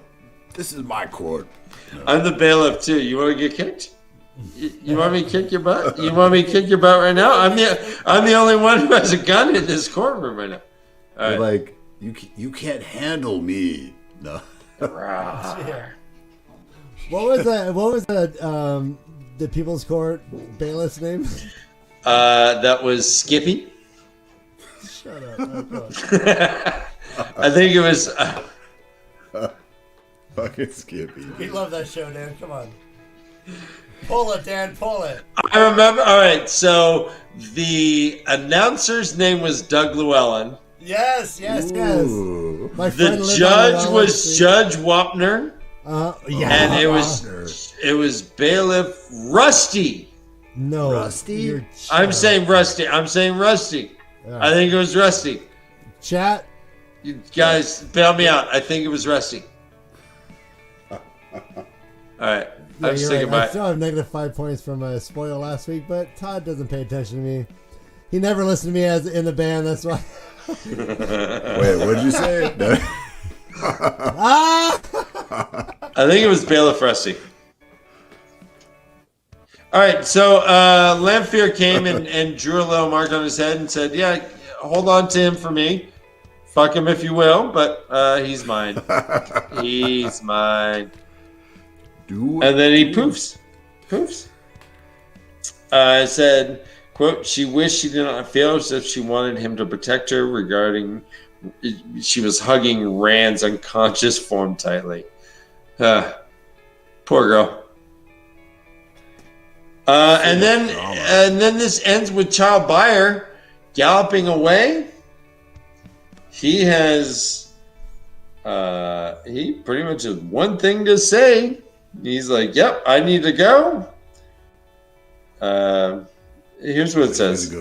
He's got to Legion- talk to the Lord Captain. Yeah, the Legion was dead. Lord Captain Juff from Bornhold was dead. There was only one explanation for that. Dark friends have betrayed them. Dark friends like that parent of the two rivers. Oh, yeah. Parent of the Two River, yeah. He's got his eyes on Perrin. Parent's gathering quite the reputation amongst the White Cloaks, it seems. Totally. As he should, because he's Like- such a badass. Well, he killed two of them. But they're blaming his death. At least Child Buyer is like, well, all right. Must have been that parent. And then I'm sure that won't have repercussions, right? Anyways. yeah, nothing.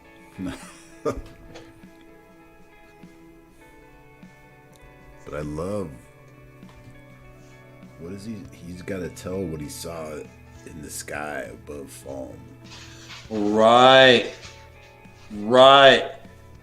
And we learned that there's paintings of this battle. Everyone fucking saw it in the sky. Everyone saw it. It like not only in Falmouth, like in other villages and stuff too. Yeah, it was everywhere. Ryan, do you want to take a little break and then we'll get into the very end of it? Yeah, if Todd's got time. Yeah. Yeah, definitely. I would love to take a break. My man. I was just on Google. It looks like there was a Rusty and a Douglas. I think Rusty was the first, replaced by Douglas, who is super handsome and just stunningly. No, I'm a Rusty guy. Thank you. So I'm glad you confirmed it that it was Bailiff Rusty. And this old what you said, Bailiff Douglas? No, someone else said Douglas in chat, and they're both Okay. right. Village Mattress said Douglas. Don't ever offend Village Mattress. He's No, sure. We suck at his teeth. Apologize, man. Apologize. Utterly. Bravo. Get it. All right.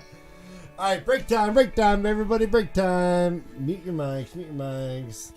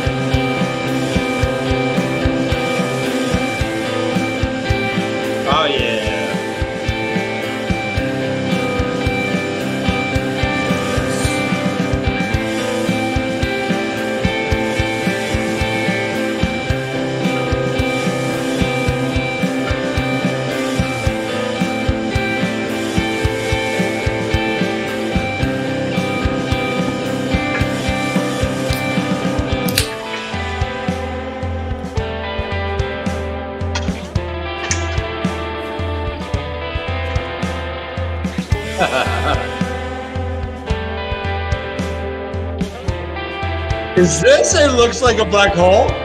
All one word, all lowercase letters? I believe it is. And is this the band that you are a drummer of, Todd? That is correct. Oh, man. We haven't mentioned it in a while. But yeah, this is the band we've been listening to, and we often have in the background because it's so awesome. You can find them on Spotify and all, like, wherever you find cool music. Yeah. Do it. Do it now. Or uncool music. I mean, really. Apple Music even. Yeah, do it. Do it. Bandcamp. Wow. Yes. Look at Hetzky. Boom. Hetzky. There you go. That's exactly how it's spelled. Right. Yeah. There you go. No spaces. See, man? All lowercase. Well, I mean, it's really Like a not hard to hashtag. spell. I mean, really, though. This is Todd's band. Really? It's all very simple words put together. I don't. Look at that. But it's still hard. It's one Now, hard word. if you read that just phonetically, it looks that's crazy. It looks. All right, guys, season 2 is coming to an end. It is. Ryan, do you want we to are. do our Village Matches ad? You want to jump right into the ad real fast? I'm thinking about getting a mattress. Oh shit! Tell Are me. you? No. Probably. Hold on. All right, so guys. All right, so here's the deal. Village Mattress has been a sponsor of ours for going on just a couple months now. We mention them during every show, and no one has bought a mattress yet. No one has bought sheets. No one's bought shit. So I went a little deeper. Here's the deal. Tell me, Dan. Tell me. All right, so No. you know, when you tell someone that they look tired, it says more about your perception of them than you might think. Certain malleable facial and bodily cues affect how people are perceived, such as skin tone and walking speed for health, and eyelid openness and for attractiveness and intelligence. A sleep-deprived, tired-looking face with dark circles under their eyes and swollen eyelids is perceived as less attractive and less healthy clinically. We have a tendency as humans to ascribe positive attributes to people consider attractive, right?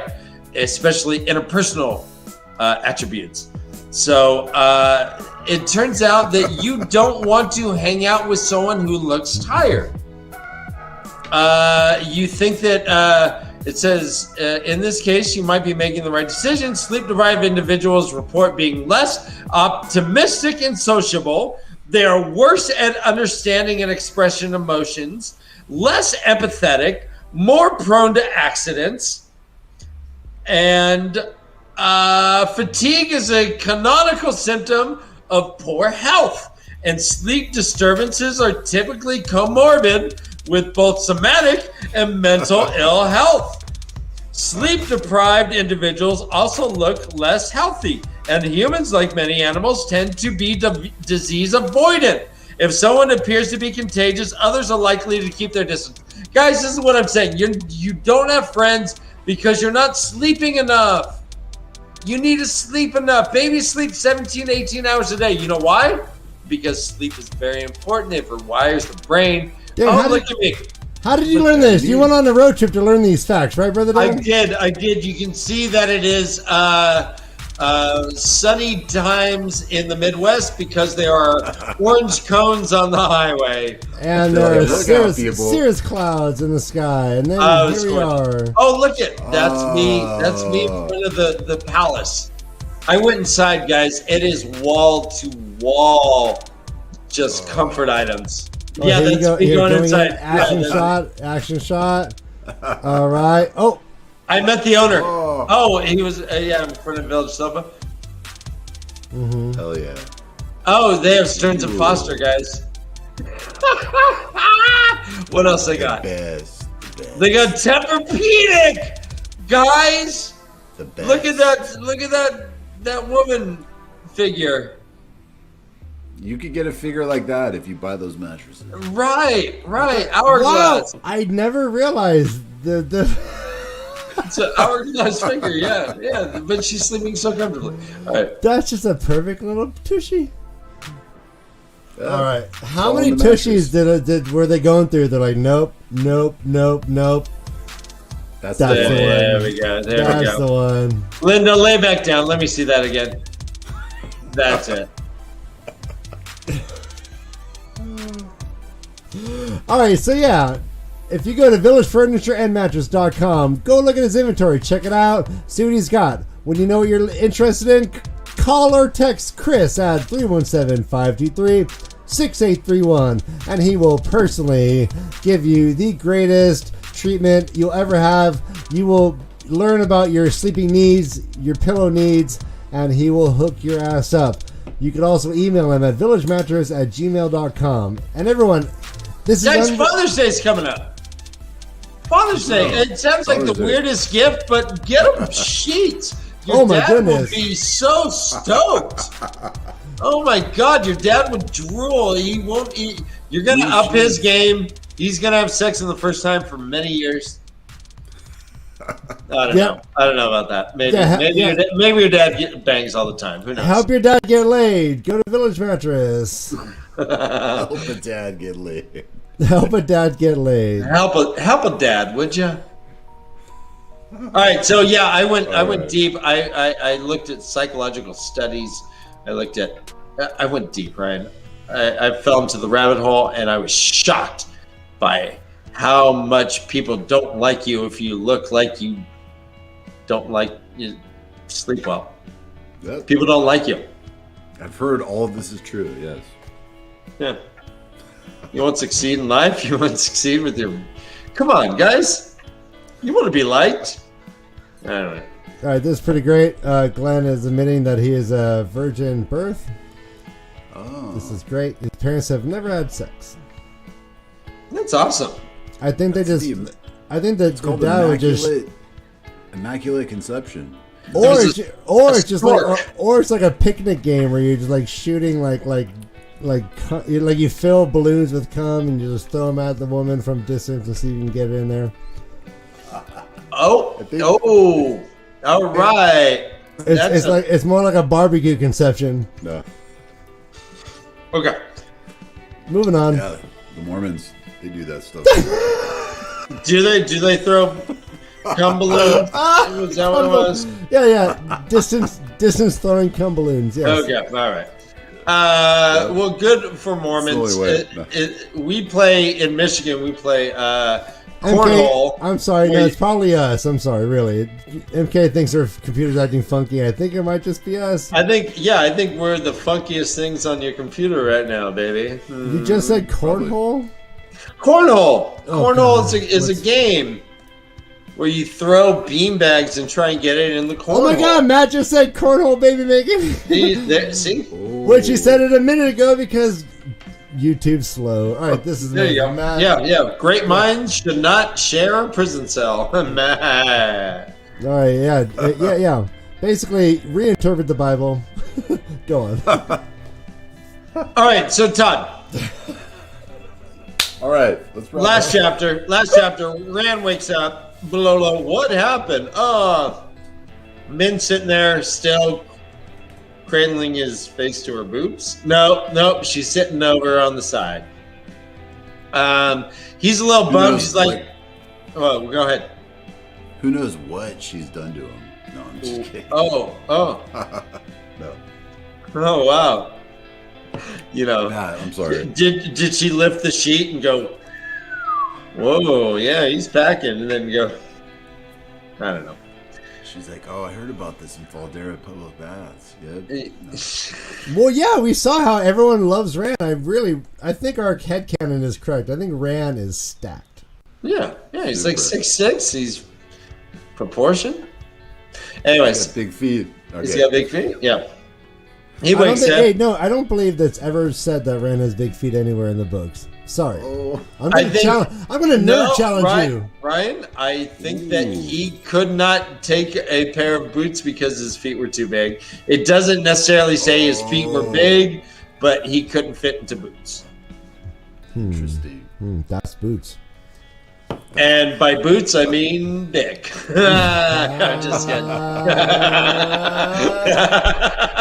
I'm just kidding. All right, so Rand wakes up. He's like, whoa, geez, okay, Varen's gone. Everyone's gone. That sucks. Egwene didn't even say bye. Min's a little bummed.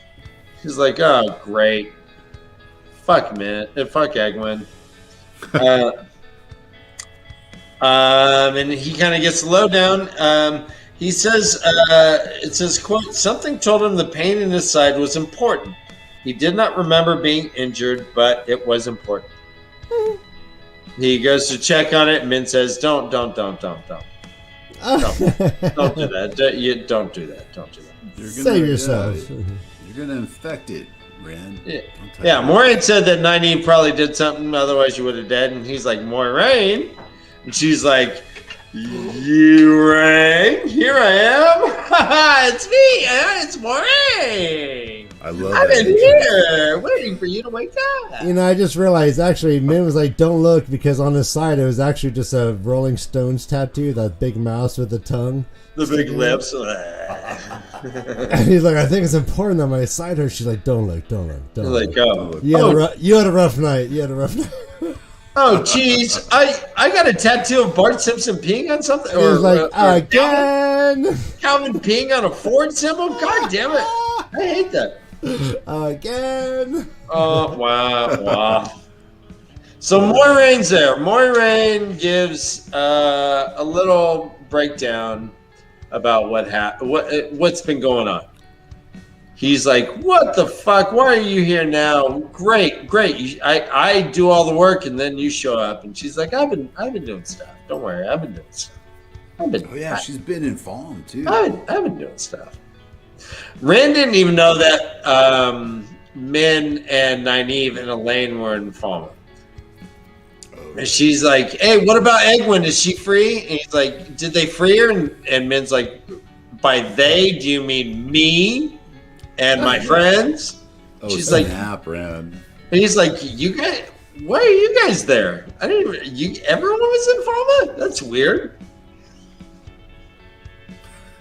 Totally. Yeah, it was like. They talk a little about Padden Fane. Padden Fane is. This is heavy. So here's what it says. I'll quote. He's a dark friend. Quote, more than that, worse than that. Padden Fane was the Dark One's creature to the depths of his soul, but I believe that in Shadow Logoth, he fell afoul of Mordeth, who was as vile in fighting the Shadow as ever the Shadow itself was. Mordeth tried to consume Fane's soul, to have a human body again, but found a soul that had been touched directly by the Dark One, and what resulted was neither Padden Fane nor Mordeth, but something far more evil, a blend of the two. Fane, let us call him that, is more dangerous than you can believe. You might not have survived such a meeting, and if you had, you might have been worse than turned to the Shadow. Define what's going on. Tell me what you think is going on with Fane in your own words. Fane has become Mega Mordeth. It's like Mega Mordeth. It's like he's become something more fucking evil. It's like the Dark One combined with Mordeth. You like it's Super Saiyan? Yeah. It's like it freaked me out when I read that. I was just like, oh shit! Like, is it like the traveling Wilburys? Just the whole is better than the parts. It's a good yeah. About the traveling. I love Dan's speechless. I don't know if that's a good or bad thing. I don't know a traveling Wilbury song. I was trying to think of one, and No, you know the I one. just don't think of one. What? It's all right. Right? It's all right. Is that Yeah. The one that everything's moving in the background. It's all right. Yep. What Yeah. the fuck? That's what it's Oh called. yeah. It's the all other, right. And the other one is like, It's not bad. I'm white and rich, and like I got it. And the other one's like, it's going pretty cool. Yeah. It's all right. The other one's like, I can't complain. I'm hella rich. I can do whatever I want. Not bad, you. No. And their famous song, "I Got a Peaceful, Privileged Feeling." I gotta. Peaceful, privileged feeling, and I won't give it up. Oh man. 'Cause My Audi's lease is about turned out. All right. So, Maureen. She starts talking about a little bit what's going on. Rand's like, I killed the dark one. I fucking killed the dark one. I did it this time. I totally did. And she's like, yeah, no. Yeah. Yes. Not so much. It's like, can you come in on Sunday and work? Sorry. No. Yeah, he's like, this Sorry. time I killed him. She's like, the Dark One is not slain so easily. The mere fact that he appeared in the sky of Bafalma is more than merely troubling. He should not be able to do that if he is bonded as we believe, and if he is not, why has he not destroyed us all? Boom. So everyone saw him in the sky. They're battling. Boom, boom, boom, boom. Clink, clink, clink. She whips out that drawing, the charcoal drawing that an artist did. And we didn't see an artist offering to do portraits earlier. I wonder if it's the same artist. But that just might be a thing of Falma, that they just have dirty street people asking if they could draw you with chalk. I don't know. You know, I love that though about foam. The Dirty Street People? Right, they're at an art festival every day. Dude, even after the city's destroyed, you know, they got like merchants like making art, committed to art and selling it. Dude, I saw these people battling in the sky. Check Still, there's like a total battle. I love They're just that. drawing it. Here, That's drive. That's drive. extra. Tenacity. Read all about it. It's like downtown Santa Cruz on a Sunday morning. They're like wartime correspondents. Yeah, I will. And yes, what a way to end the season 2. Just get out of here. There you go. Now you're back. So Moraine whips out a broken seal. Oh yeah. Shards of what seemed to be a black and white glazed pottery. He had seen their like before. Another seal in the Dark One's prison, he mumbled. 2, Moraine said. 3 of the 7 are broken now. The one I had, and 2 I found in the High Lord's dwelling in Falmouth. All right, so we know these 2, correct? Oh yeah, that's Bale Dolman had one. Right. One was Bale Doman's, and the other one was just High Lord Sarath's, or Turok's rather. High Lord Turok that he kept in his thing. They both broke. No good. They weren't broken at the beginning of this book, and those 2 specifically both broke. Oh man, that's crazy. I didn't realize that. I thought like just them having it meant that they were already broken, but they were broke. Oh crap. So Bale Doman had an attack seal that they found on his boat. That's right. Turok had an identical one in his cabinet already, and he put the other one next to it. So the seals can exist. I was like picturing the seals like in Shia Ghul, like keeping him in, but I guess Tell me more. I guess they can exist outside as long as they're together. I didn't put that together. Damn. From what we it seems is that those, so there was one at the Eye of the World, and that one was broken. Right. And Moiraine was like, "Oh shit, these things are supposed to be not be able to be broken at all. They're indestructible." Right. That means the seals of the Dark One. So whenever they sealed them, or however they did it, they apparently like focused their power into these like discs, and there's 7 of them. And the Amaryllis is supposed to be the keeper of the seals. That's part of her title, the Watcher of the Flame, keeper of the seals. And I think it mentions it in the beginning of the book, is that one of the big things is that the Amaryllis hasn't known where any of the seals have been for centuries. They're out there somewhere, but she doesn't keep anything. There's no keeper of the seals. So now we have 3 that we know of that are broken out of 7. You're talking about Amaryllis Seat? There's the Amaryllis Seat. Yeah, she's the Blue Aja. There it is, right there. That's right. Oh my gosh. So Rand goes outside, and the dragon banner is just flying like on a real pole, this time like a real flagpole. He's all, "Well, why you gotta do that? What? Yeah, not everyone's gotta know." And she's like, "Trust me, it's there's no hiding now, boy." She's like, "Whoa, boy, everybody saw that. Everybody." You're viral. But yeah.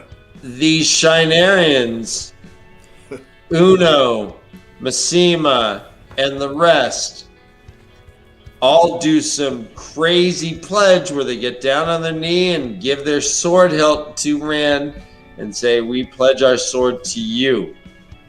Rand says, "Please don't do this. You are committed to, up in the Borderlands." And they're like, "Nope, there's the loophole. As soon as the dragon shows up, we do what we want," or something. Hold on. "Your oaths are to Ingtar and Lord Algamar," Rand said. And Uno says, "It is said," the one-eyed man said carefully, "that when the dragon is reborn, he will break all oaths, shatter all ties. Nothing holds us now. We would give our oaths to you." He drew his sword and laid it before him, hilt towards Rand, and the rest of the Shinarians did the same. Massima is especially stoked. He's like, "You battled the Dark One." Massima, who hated him. Massima, who looked at him as if seeing a vision of the light. "I saw you, Lord Dragon. I am your man to the death." His dark eyes shone with fervor. So Moraine's like, "Well, you got to choose, Rand." And it ends saying, "They were all watching him, all waiting. Death is lighter than a feather. Duty, heavier than a mountain. He made his decision." Dun, dun, dun. Oh, man. And let me just read this end. "By ship and horse the story spread, by merchant wagon and man on foot, told and retold, changing yet always alike at the heart. To Irodorman and Tarabon and beyond, of signs and portents in the sky above Falma. And men proclaimed themselves for the dragon, and other men struck them down and were struck down in turn. Other tales spread of a calm that rose from the sinking sun across Almouth Plain. 100 bordermen, it was said. No, 1,000. No, 1,000 heroes come back from the grave to answer the call, the Horn of Valir. 10,000. They had destroyed a legion of the Children of the Light entire. They had thrown Archer Hawkwing's returned armies back into the sea. They were Archer Hawkwing's armies returned. Toward the mountains they rode, toward the dawn. Yet one thing every tale had the same. At their head rode a man whose face had been seen in the sky above Falma, and they rode under the banner of the Dragon Reborn." This guy. this guy. And scene. Let the dragon ride again on the winds of time. From the Cycle of the Dragon. Author unknown, the Fourth Age. Let's read this prophecy. Yeah, it's good. And men cried out to the Creator, saying, "Oh, the light of the heavens, light of the world, Light of the world! let the promised one be born of the mountain, according to the prophecies, as he was in ages past and will be in ages to come. Let the Prince of the morning sing to the land, that green things will grow, and the valleys will throw forth limbs. Let the arm of the Lord of the dawn stroke the dawn. shelter us from the dark, and the great sword of justice defend us." And the great sword of justice defend us! Let the Arthur- dragon ride again on the winds of time. Our Hawkwing sword is named Justice. Oh, yeah. Great sword of justice. So, all right. So what? Book What's over. happening? Book over. What was your favorite? What was your favorite part of this book? I mean, that last The last. 47, I guess, where it just Yeah. goes down. So much goes down right there. The legends come back. You got Archer Hawkwing. You got everybody. And then Rand goes up against, Balzamon. And that's pretty amazing. I mean, there's other parts of the book I'm not remembering. Well, just last book we had these shepherds. We had a blacksmith. We had just these farm boys.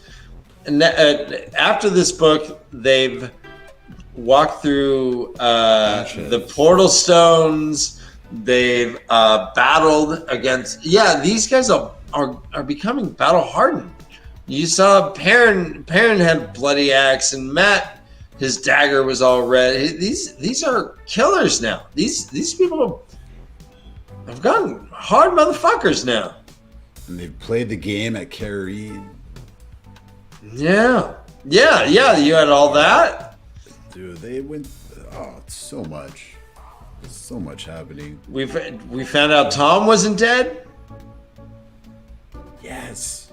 There was an assassination attempt at the Amaryllis. Remember the arrow?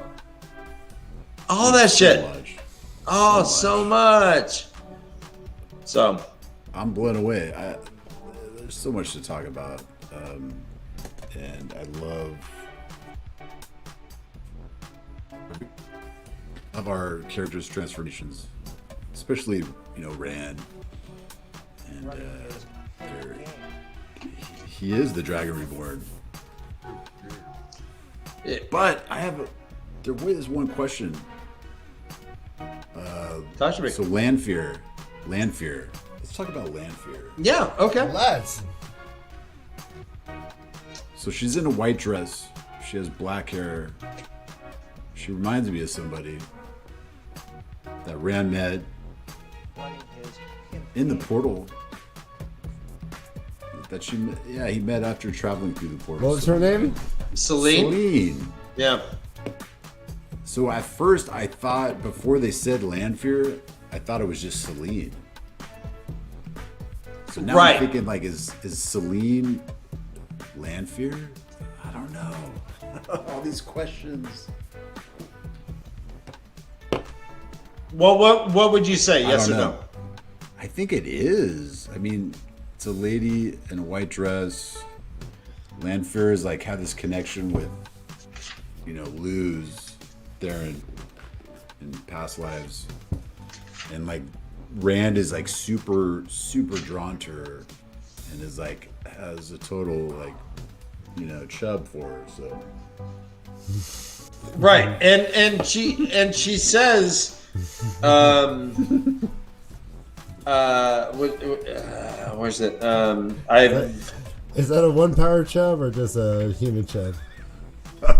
I have guided his steps, pushed him, pulled him, enticed him. Right, chub. Go on. So if it's not Celine, how else would she have been doing this then? I don't know. That's Right. Yeah. Robert Jordan, bravo. got me thinking. I mean, a white dress, dark hair.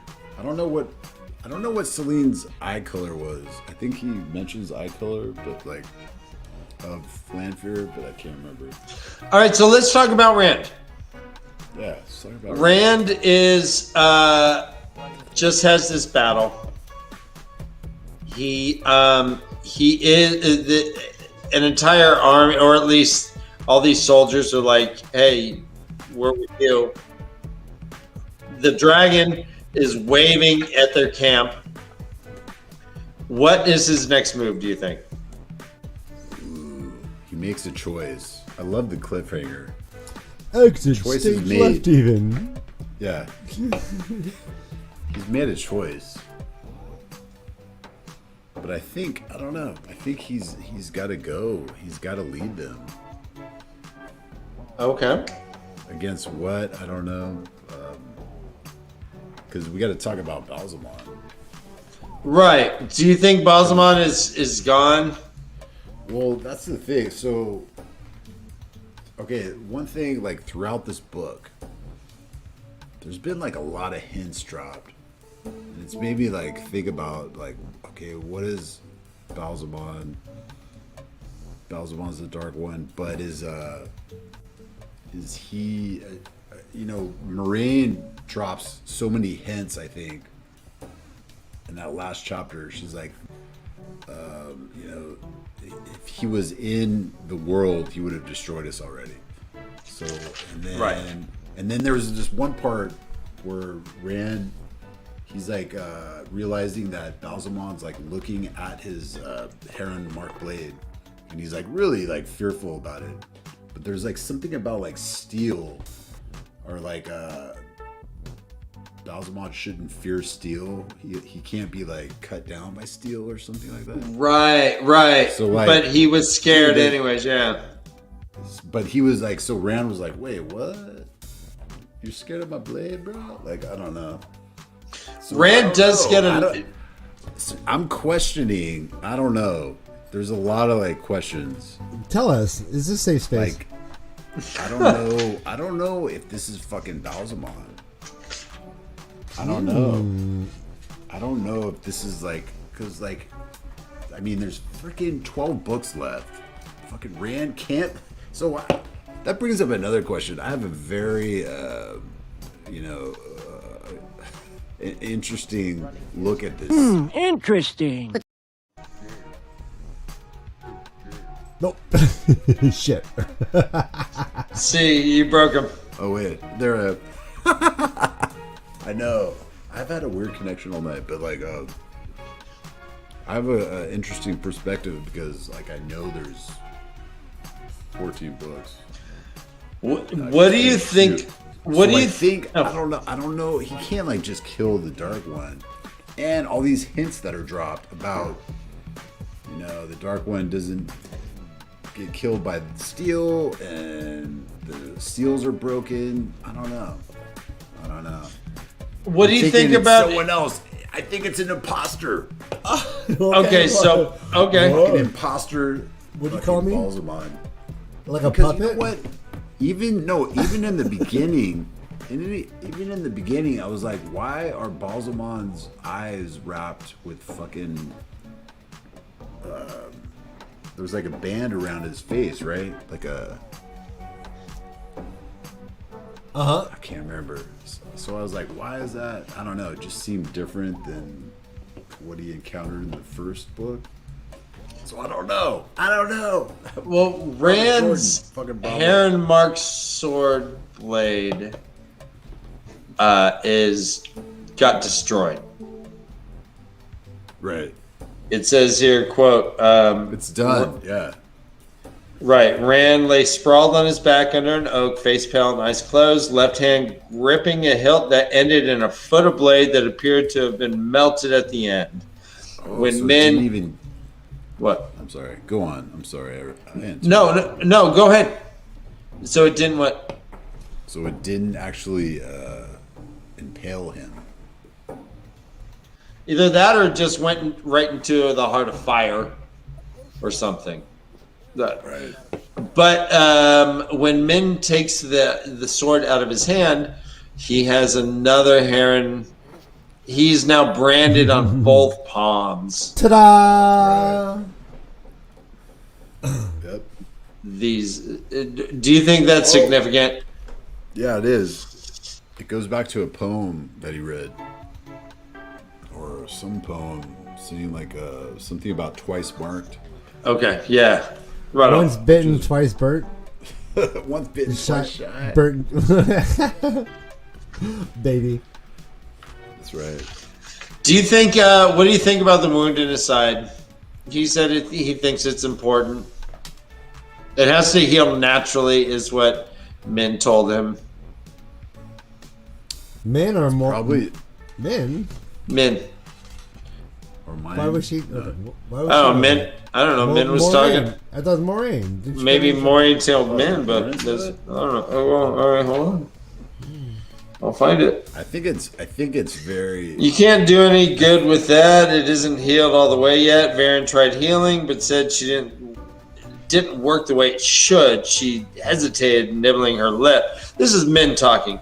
Maureen says Nynaeve must have done something, or you wouldn't have lived till we carried you to Varen, but Nynaeve says she was too frightened to light the candle. There is something wrong with your wound. You will have to wait for it to be healed naturally. She seemed troubled. And that's Maureen talking, right? That's Min! Reporting about Maureen, right? All right, well, you're right.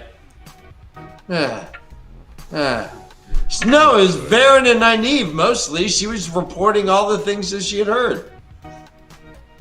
Yep. Well, anyway. All right, what do you think about Rand smiling and getting stabbed in the side? Yeah, I think this. Okay, I think it's important. His wound is important because it's kind of like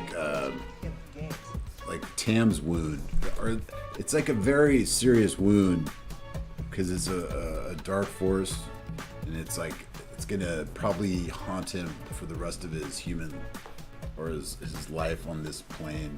Wait. Very, very interesting. This catch mortal right there. coil. No, he said human. yeah. He's like, well, nope. I know, Jesus. But no, it's like I think he was infected by he was infected by evil with the spirit, kind of like Tam was infected by the Myrddraal's dagger, and like Frodo was like in Lord of the Rings was like infected with. So it'll be like Matt's dagger kind of I thing? think it's like something like that.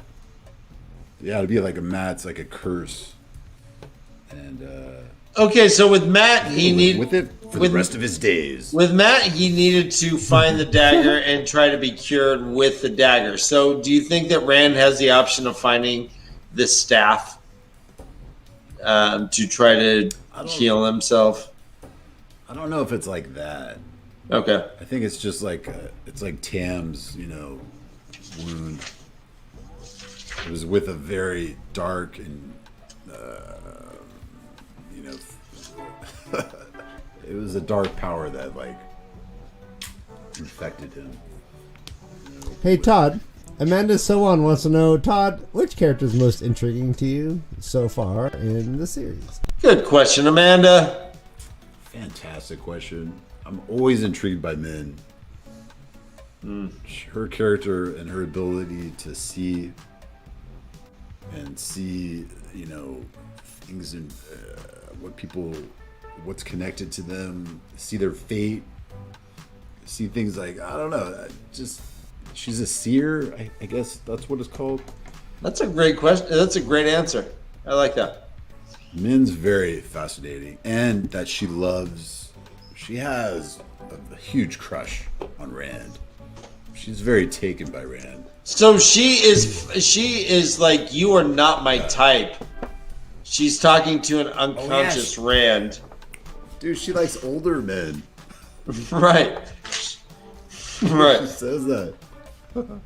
She's like, I like older men, she told him. I like men with education and wit. I have no interest in farms or sheep or shepherds, Ooh. especially boy shepherds. With a sigh, she smoothed back the hair from his face. He had silky hair.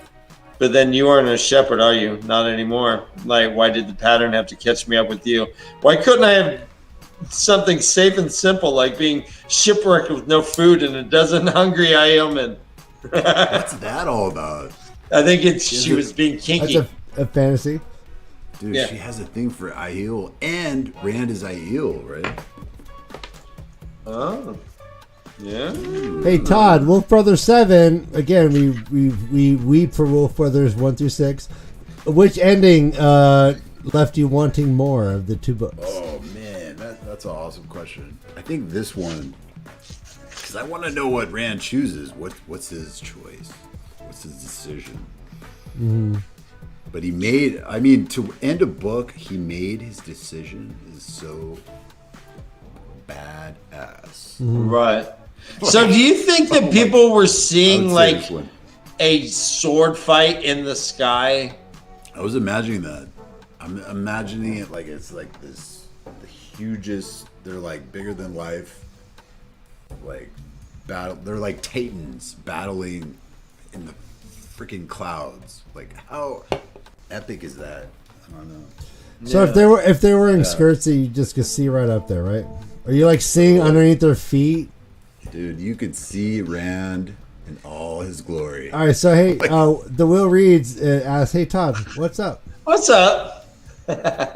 Well, guy, hey. Yeah, best answer ever. All right, let's start over. He wants to know what's up. All right. Dude, this book and how badass it is. First, there were dinosaurs, and then Then there were aliens. we didn't even need the Wait rub. The aliens killed all the dinosaurs and implanted humans. No. This is the way. Yeah, this is a good ending. He made his decision, and then we just hear that the rumor of the dragon reborn is being spread. It is something that cannot be contained. Rand, in fact, says, "Put that drawing away, burn it." And she's like, "Come on, man, this is like one of like." No, God, please, no! No. Dude, yes. Hey, Todd, do you have your book there? Yeah. Can you pronounce this? The who wrote that little prophecy after chapter 50? Ooh. Charal Drianan Te. Oh, it broke the computer. The cycle of the dragon. There you go. It's good to see. It's great to see how Todd hear me? really just skims over all the names, and when called upon, he's like, "Oh shit!" It's like they're making me do it. Did you hear me though? You got stopped at the end. You got cut off at the end. So say it again. Charal Drianan Te Calamon. That works. Calamon. It's kind of like my name, Coleman. That's my last name, Calamon. What? Coleman. Calamon. It's like Coleman in this age, in the fourth age. What? I'm gonna call you Chaptal. Speaking of which, where do you think this book is being taking place? Have we talked about this? Ooh, oh yeah. What We're age 2 books is in. this? Like no, like what world is this? Oh, what world is this? 2 books in. I mean, it's. It gets kind of complicated when you're talking about the portal stones. Mm-hmm. And the ways, So- and the steadings, and the ways. yeah. And considering that they were gone. They were gone. Rand and company was gone in one of the portals for like 4 months or 3 months. Was it? I can't remember. Did they? Or so you're like? Are you saying they didn't come back to the same world? No. Okay, all right. No. Oh, wait, go on. I like that. Robert Jordan's getting crazy, dude. Uh-huh. Because you could go so many places with. What going in planet and out is it on? dimensions. Oh, you know what? I love that question. Thank you. because I always hoped it was like Earth. You're like, please. Because all these because all the ruins that Bale Dolman talks about, like in the first book.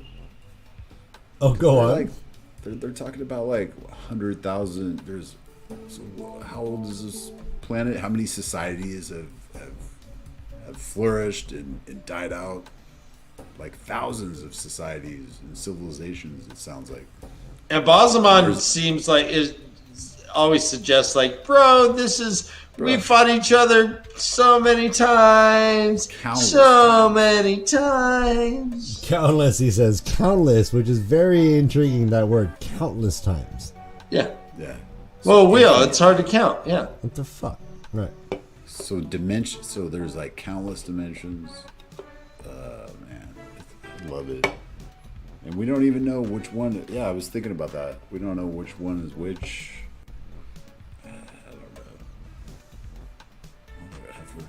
don't know. Todd, my brother, thank you. Mother effer. Thank you for walking this journey with us. I should tell, we didn't include this in the ad, but if anyone who spends over $100 with Village Mattress will get a free non-apparel, whatever you want from our store. If you want a mug, you want some coasters, you want a cutting board, we will toss that in. That's for the first 5 people who do. And we're counting, so jump on it.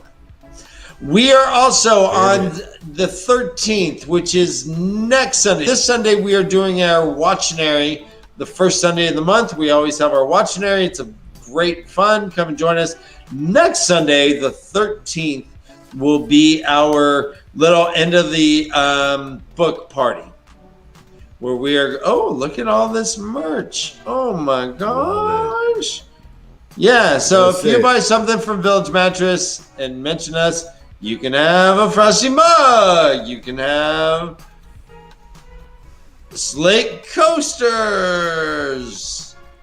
Dude, I love the slate coasters with the gray.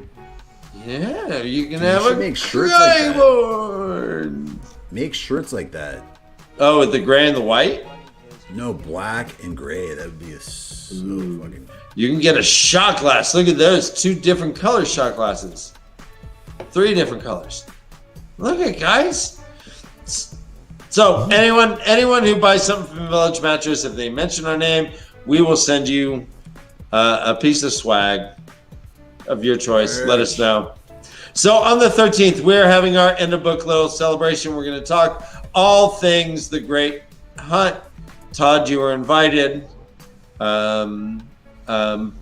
Yeah, we want, and if you can't come or whenever you're not there, we can talk spoilers. That's personal, Dan. That's personal. But if when you're there, we're just talking a book. But we're gonna. This is a good book. This is a fun book, and yeah, we'll recap it on the 13th. So come join us then. Ryan, is that right? Oh man, absolutely! It's going to be a great time. We're going to get as many guests and luminaries from the community. Yeah, it's going to be a free fall. It's going to be an open door policy, basically. We'll see. Like this. Oh hell yeah, Todd! Like this.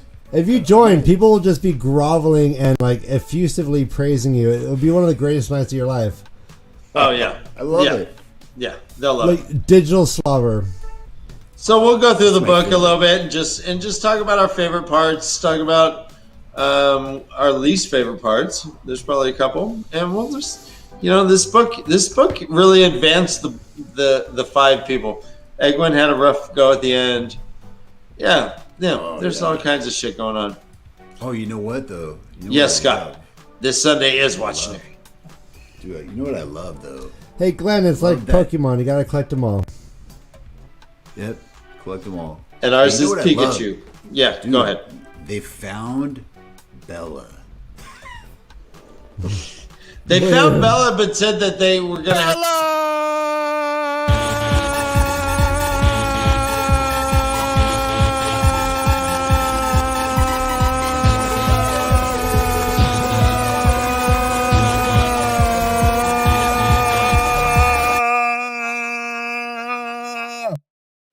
Breath control. That's what she said.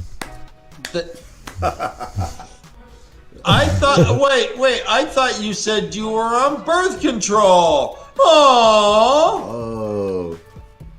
What, is Dan okay? I'm on birth control. Bella, they pretty much suggested that they couldn't take Bella with them. They're like, Is that what they said? yeah, they're like, yeah, Bella's over there, and they're like, yeah, but we got a boat, so Guys, we're gonna have to. there's a rule for Bella. Sorry.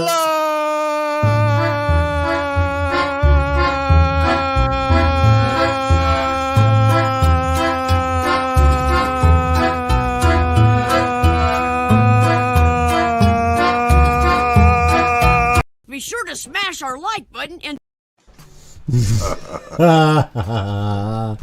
I mean, like, that's far too many BELAs, guys. It's been a while. It's like if you like do like you do the thing when you're in the mirror, you're like Mother Mary, Mother Mary.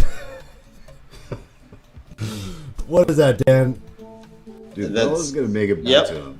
Bella's gonna run back to the White Tower, dude. She'd be like, you can't leave without me. Hi, Tree. Tree. All right, guys. Well, I think All we're wrapping this puppy up like a butcher wraps up a hog leg in weird paper, but does a really good job of folding that shit up every time. And it's hard to replicate when you try to wrap that hog leg back up with the same paper. I don't know. It is a skill. Butcher paper wrapping is a skill. I'm not good at it. Keep go into great detail about it, Dan. Okay. Like, I've never really thought about it. I really want to learn as much as possible from you right now. At the end of our show. I don't think you're being genuine, Ryan. What were you going to tell us about time you met Fred Astaire? Fred Astaire. I took a dancing lesson from him, and he stepped on my toes twice and blamed me both times. And I was like, this fucking guy. Dude, awesome. That's it. That's it. That's it. I took one lesson. I'm like, I'm not going back. This fucking guy. I got a cocktail story for the rest of my life. This fucking guy. Fuck this guy. All right, everyone, let's send love to Todd. He needs it. Look how sad he looks all the time. Todd's rocking steady. The only thing that's keeping Todd alive is your love. Questions? No, your questions. Their questions they pump me up. My man. Are we after showing Dan? Yes. Oh, wait. Did I freeze? Are we on the same internet? Because your internet sucks. My internet is fucking terrible. Here, use mine. I can't. It doesn't work that way. Damn it. Yeah, we'll start a GoFundMe. I rebooted my fucking modem too. No, it's not your fault, Todd. Technology monsters are abound. No, it's the place I live. West Sacramento is terrible. I have AT&T. It's terrible. It is terrible, and I hear their internet sucks too. See what I did there? I talked shit on my sack. Yeah, thank you, internet. Thank you, internet. Thank you for nothing. But good call, Twitch. Todd, you're the best. I would three coming up. Want to nibble that neck, huh? No. Book 3, yes. Guys, we're going to take a break from doing live streaming. Going to make some videos, do some other kind of content, and we will be back live streaming shortly. Like Dan said, the 13th is going to be our season finale. This Sunday is Watchinary, and we will take everything you guys, all the love, all the thoughts, all the prayers. We are indebted to you entirely. You guys sincerely follow the way of the Leaf every day by supporting small channels and small content creators like us. It is your time and commitment means more than anyone's paying like a year subscription to Comcast. I'm telling you, it's personal. It means the world to me, and I will never forget it. I know your names. I know where you live, and I'm gonna come and thank you at one point personally. Yeah, All right. knock on your door. Hey, I'm just here to say thank you, and can I have a sandwich?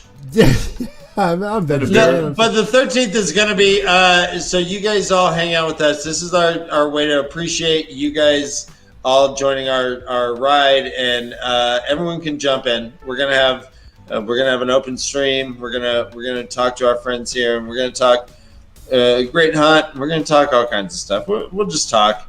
But everyone is invited. We're opening the tavern door to everyone. Hell yeah! I say I've been waiting for this. I say hour 7 will be just a sword form marathon. Just an hour of just like drunken, tired sword form offs. I will challenge anyone to a sword form off. If anyone wants to challenge me, I will take any challengers. But I get to keep your sword. I get to keep your sword if and when I win. Okay. Challenge accepted. There's so much going on, guys. If Sure. you spend $100 at Village Mattress, we give you any item in our store. What's going on here? What Those else do you coffee need? mugs look awesome, Ryan. The Don't coffee they? mugs look great. Yeah. Slick. I wish I could afford Shot them. glasses look great. Take a shirt. Awesome. Oh yeah, and We're apparel, getting shirts. shirts, beanies, hoodies, hood wraps are all coming soon. Apparel is coming, so trust us. Everything you ever wanted, the way of the leaf, at your doorstep. Yeah, at your doorstep. like a ring light bell. We'll deliver it through portal stones. Portal yeah. stone, Oh yeah. Stones. Throw it through the ways. The ways are the best actually, but like it's a little dangerous. But No, we're using Bale Doman. He's like, I do be taking him. I do be Dale taking Dolman. Your Oh mug. yeah. Hey, Clay Hoffman, you're the best. Holy crap! You already ordered mugs and coasters. Woo! My man. There will be long sleeve tees, but Village Mattress, you got so many huge. You got huge guns. Don't hide those guns. Yeah, we got tank Stop. tops too. Village, come on, show this. Oh man, we got Kapow! girl tanks. I think Village would look great in a girl tee, What? girl tank top. More nipple. I'm gonna get All right, one. let's I'll go. get one. More nipple? Okay. He's a handsome man. Is that what it means? More Portal nipple? stone delivery. Yep. Yeah, that's if you have Amazon Prime, I think that's how it works. Oh, also on June 13th, I will be on the Dusty Wheel talking about trauma and mental health in the Wheel of Time. If that is sounds funny to you, Hold on, the 13th? June 13th. So the same day as our party? The same day as our party, I will be dipping in and I will be getting into the heart of the meat of everything, and then I will burst out like a phoenix and I will be ready to get down. And it's all about the bass. The bass. I think that's going to be a great show. You are the perfect person to talk about trauma. I traumatized you all of our lives. Yeah. So, all right. Hey guys, I love you. All right, bye. Peace out. Peace out, everyone. Yeah, All right, see you guys. best show ever, guys. I'm Best so show stoked. ever. All right.